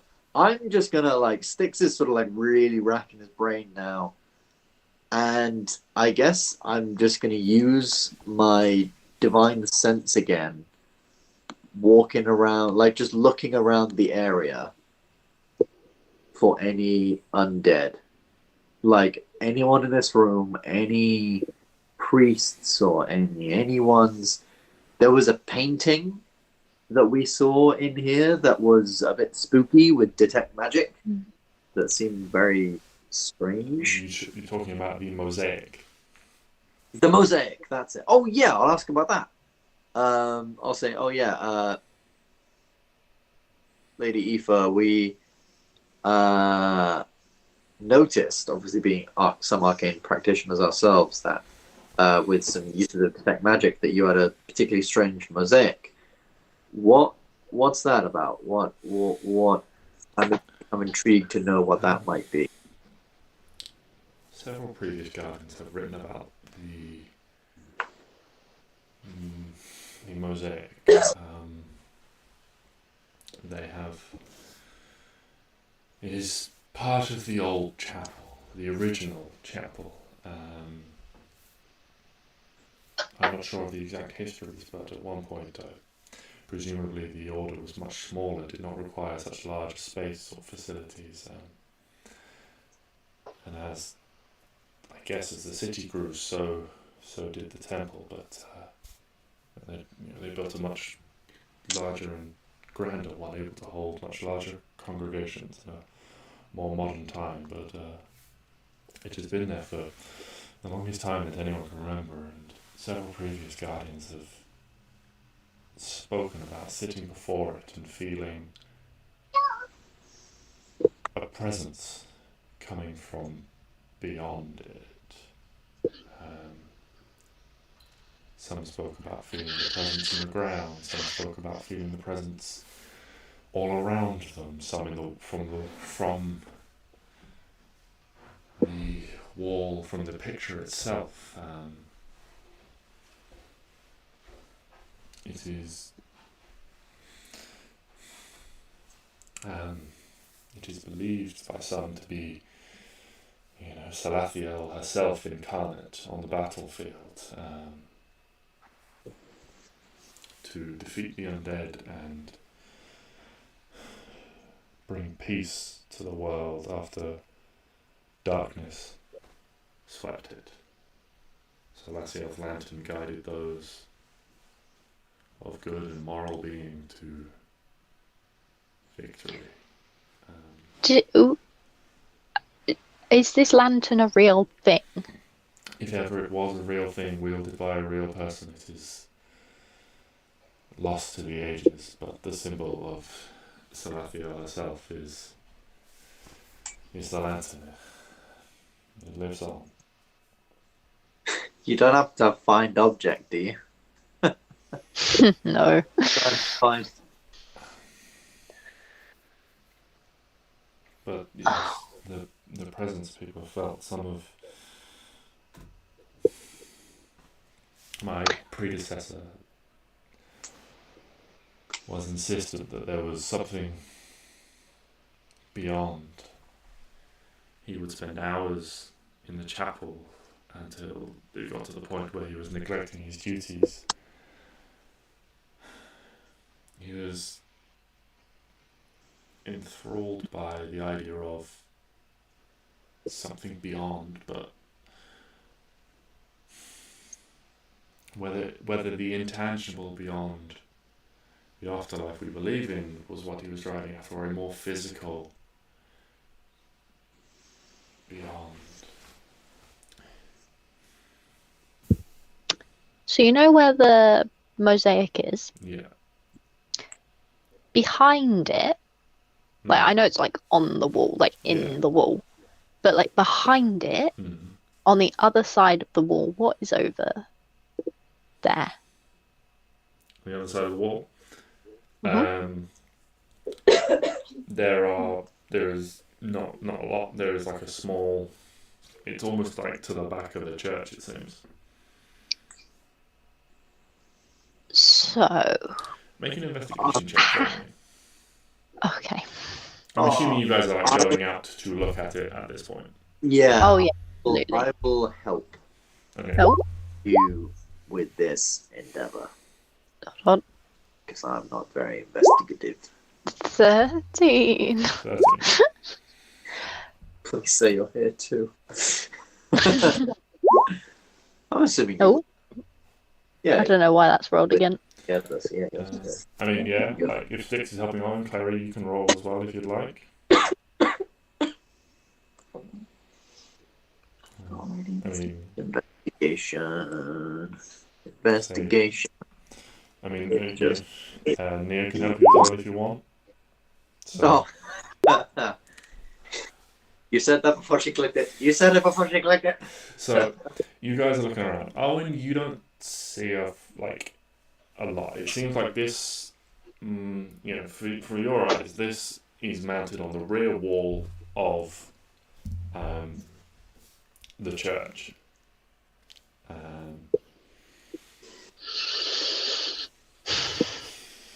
But Klari, you look around and you walk around the outside, and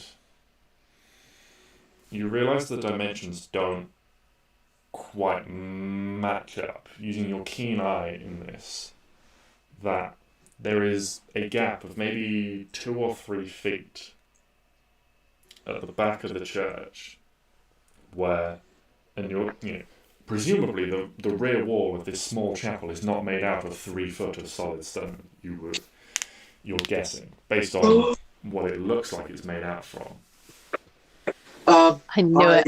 I dimension door into it. I knew it. Okay. You dimension door. So dimension door you can, if you visualize a space. I can visualize a space, or it literally says I can go like 30 feet north or whatever. Yeah. So I'm essentially, after Klari sort of talked about this, and I'm assuming I'm outside with her. Mm-hmm. I would go outside to do it anyway because I ain't doing this shit right in the middle of everything. Yeah. But Yeah, I'll stick it in the chat for you to see, but I'm pretty sure it's any other spot within range. You arrive exactly at the point desired. It can be a place you can see, one you can visualize, or a place you can describe by stating a distance, such as 200 feet straight down or 200 feet. Yeah. Okay. You cast Dimension Door. Yeah. You find that if it fails, I just take damage and I don't teleport. So here we go.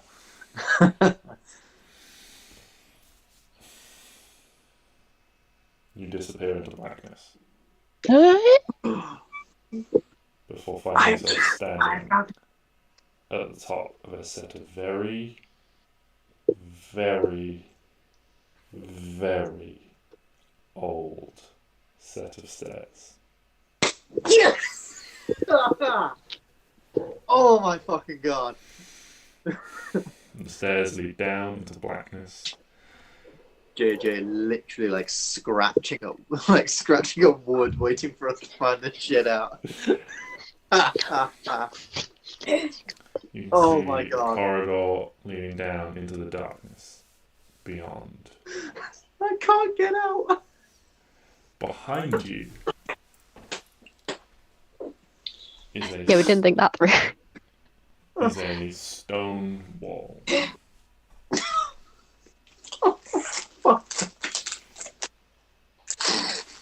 Can you shout through it?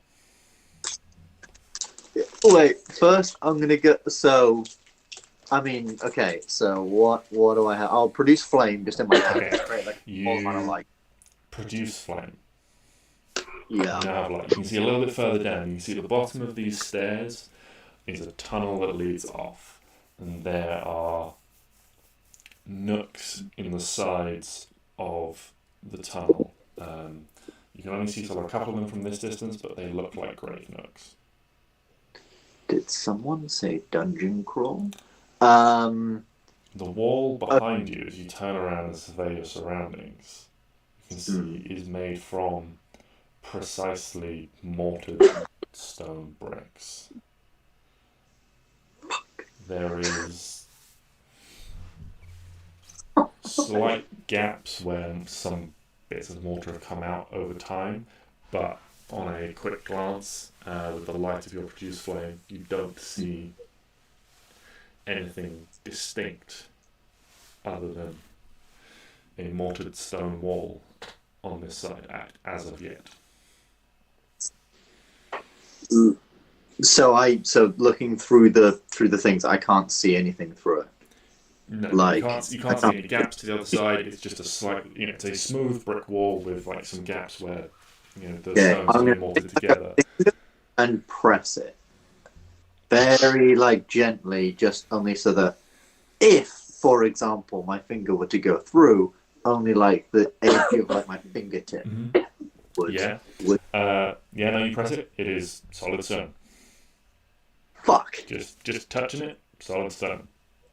Well, I'll see you guys tomorrow, where I dimension door out. Shit. Do you know how far in you dimension door? Well, I literally just a couple of feet. You're probably looking at the same wall. Yeah, you guys. Yeah, I'm not going down. I'm in. Yeah, don't do it without us. Yeah, I'm not. I can't. I'm no state to go down. So I'll just sort of now knock on the wall, knock on the main wall behind me. So we know you're on the other side, obviously, because you didn't take damage and stay with us. Yeah. Can I check the wall and see if any of the bricks would be a button? If this is Oh yeah, is the staircase coming from my side going down, or the mosaic?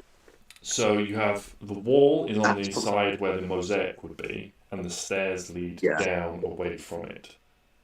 So it's the doorway would be the mosaic. Can I see from the inside any levers or buttons or anything? Make an investigation. These are one of the instances where I really kick myself for getting rid of guidance.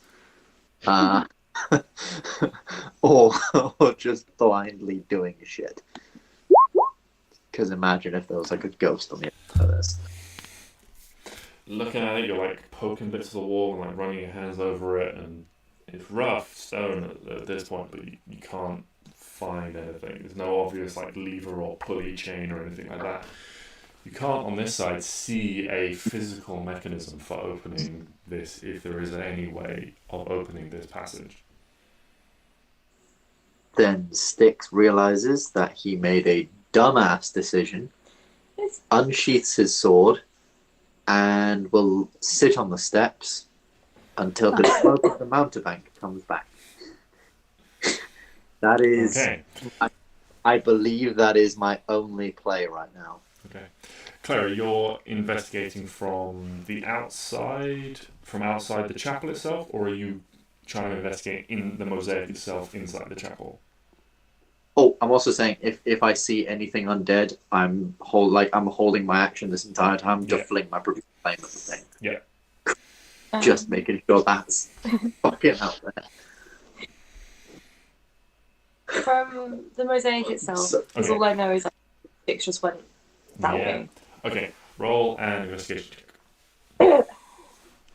Can I help? You can. Well, yeah, because I did this on the outside of the temple. Oh, wait. Yeah, so I came with you outside when you realized, oh, it's a lot wider. Because I wouldn't just dimension go right in the middle of a temple. Like, that's not a... That would seem like a dumb thing to do. Stix left and like went out and did it like out of sight. So we don't know who did it. Well, I would have. I did. You guys know he did it. He would have told you what he was doing and stuff like that. So you can, and you could have gone out and like seen him do it, and then I'm just trying to work out have you gone back in to investigate the mosaic, or are you investigating the outside? Is all I'm asking. But you said you've gone back inside. Mosaic. So you can investigate the mosaic. Arwen's helping, so you can have advantage. I'm so fucked. 18. You're looking at it, and it's difficult to determine anything like being a button because it's all made out of these tiny little mosaic tiles. So you look at it and there's a few sort of like uneven spots and you're like trying to figure out what they are, but even with an 18, if there is a mechanism here, it's very well hidden. I will see you guys tomorrow. We get down there, then. Yeah, that's the thing. All of us need to get down there. What if we just removed a few bricks? I'm sure the temple would be really. I'm on the other side. That's what I was going to suggest. Like ages ago, I was like, I mean, do you mind if we demolish your temple from the outside, not inside? Would you mind?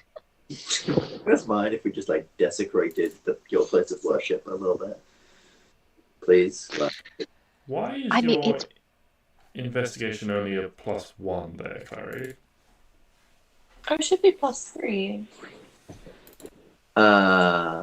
It's 21. Wait, +1. Yeah, because you were rolling it as me. Okay, so you rolled it as me. What's your investigation bonus? It's +3. Okay, so that's a 20. We'll take the dice roll and just change the modifier on it. So you're looking at this, and it's very hard to determine which it's not a perfectly smooth surface like a painting or anything like that. It is knobbly and lumpy and bumpy. The nature of it being a mosaic, and you're getting right up to it, and you look at the hand that is clutching this staff or this spear, and you can see on as you get right up, it's a very, very small in the details of it. And it's a bit dark and covered by dirt. And as you're looking at it, it almost seems like you look at this specific section and you see there's a ring on her finger. And as you look at it, there's almost like something like in your brain that makes you look away. But you're like, hey, no, hang on a minute. And you look back again, and then there's this same thing that almost like tries to make you like forget it and look away. But you focus on it, and you see that the ring on the hand, on the finger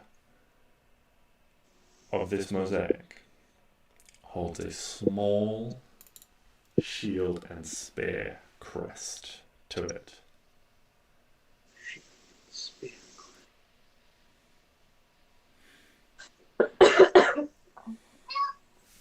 And you reach out as you're looking at this, and you touch it with your finger. It has a very... now that you're touching it, this force almost telling you to look away from it and forget it disappears. And so you push, and there's a slight crack as the where we broke a chair. small layer of stone gives way, and then this symbol on the ring depresses a couple of centimeters as you push it into the wall, and Stix, you jump as all of a sudden there's this rumbling, grinding sound behind you. And the that's wall, about right. dust shakes from the ceiling around you, covering you, and just slides down smoothly into the floor. And before your eyes, Klari, as this wall slides down, you can see Stix. It makes very little... You can hear the sound of stone grinding on stone, but even for such like an old mechanism, the silence as everyone was sort of standing waiting, this like crack as you press this button felt really loud, but actually probably wasn't very loud at all. And you're all nervously waiting what's on the other side, and the stone is just grinding ever so slightly as it opens up. It is quiet. Stix already got bored, so he's doing that thing where he's trying to balance his sword in his finger. Roll straight dexterity. Oh, yes. Can I accidentally do it as Klari? Let's say I don't do it on Clary's sheet. It's cheating. 13. Not too bad. As the wall starts to move, you jump, but you manage to just catch your sword.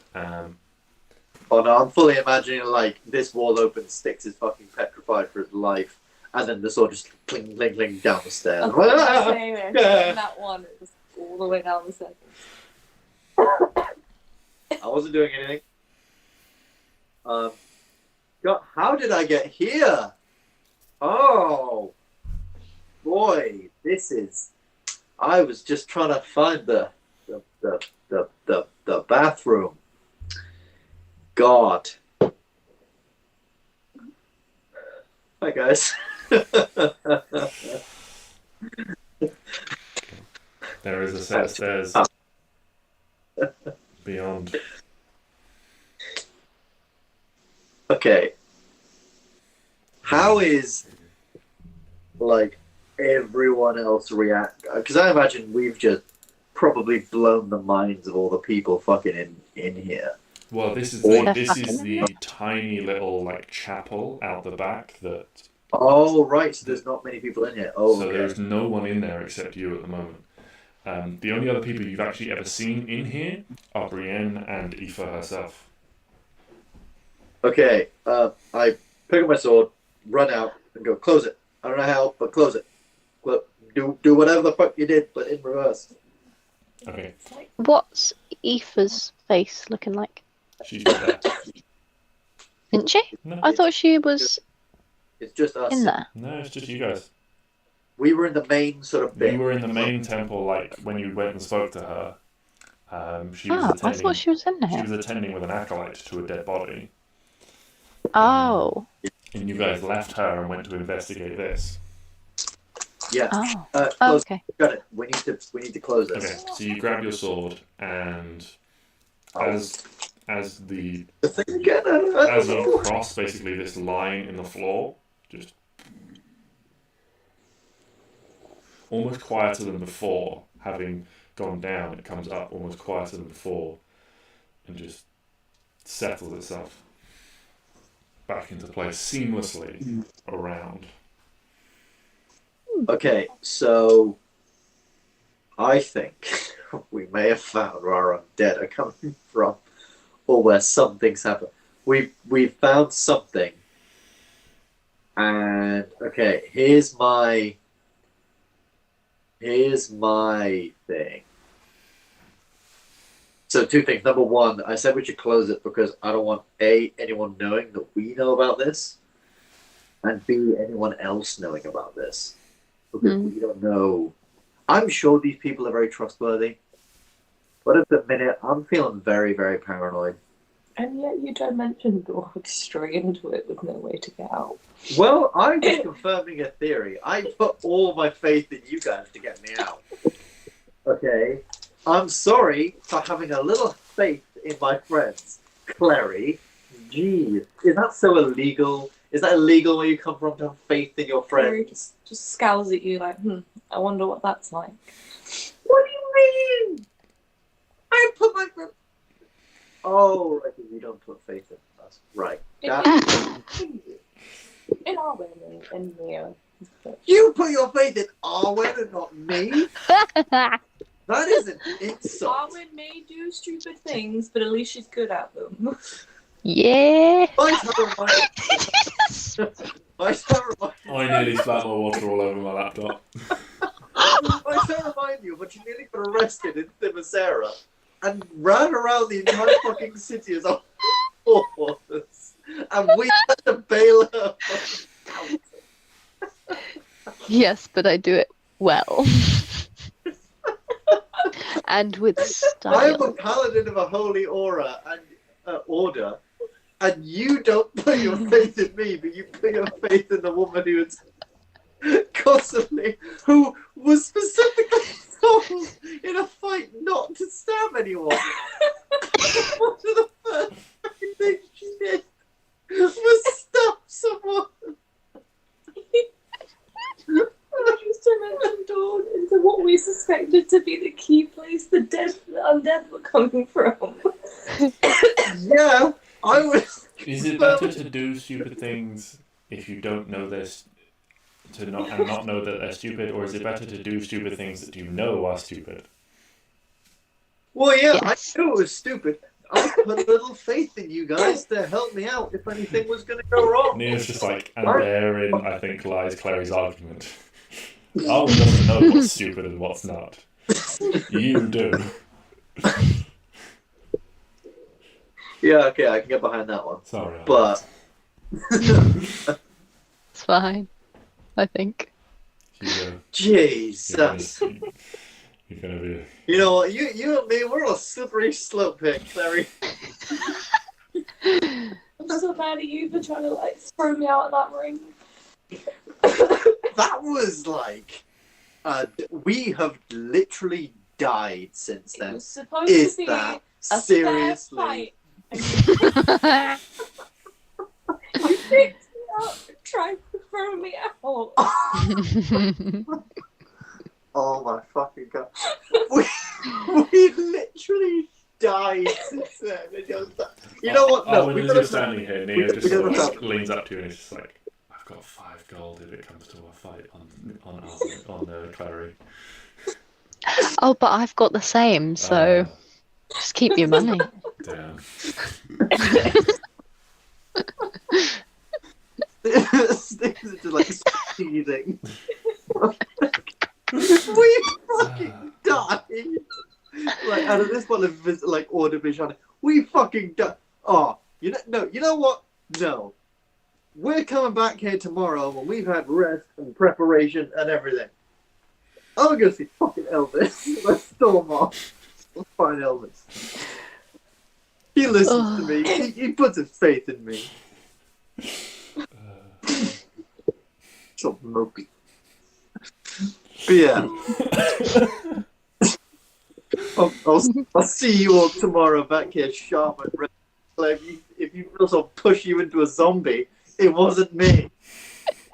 It really wasn't. I could beat you again. I was joking. That's going a bit too far, but nevertheless. Also, I had a plan. You can say it in like 50 plus seconds. You can say it twice, Mike. Anyway, I'm going. I'm happy with myself for what we have achieved, and I'm mad. I don't know what to feel anymore. And Stix walks away in an attempt to go back to the town, because I'm assuming it's like evening now. Yeah, I mean, it's early evening. If you still wanted to speak to the dwarves, you probably could catch a few of them if you hurried across town. You might be able to catch a couple of them sort of like en route and stuff. But if you wanted to, otherwise we'll call the session there for the time being, I think.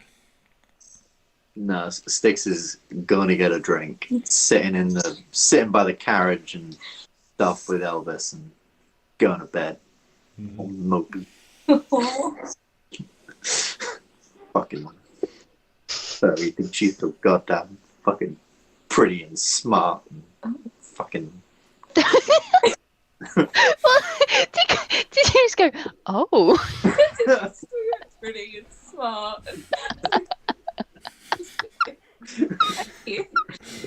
Now we get to the crux of the issue. Oh no. Well. Actually, fuck that. I sleep out with Elvis. I need to. You don't even sleep in your room. No, I sleep out with Elvis. Because you're mad at Clary. No, because I need the company of someone who has faith in me. Stix, when were you last night? We couldn't find you in your room. I was with someone who had faith in me. I was with my real friend. You mean the one that you conjured up?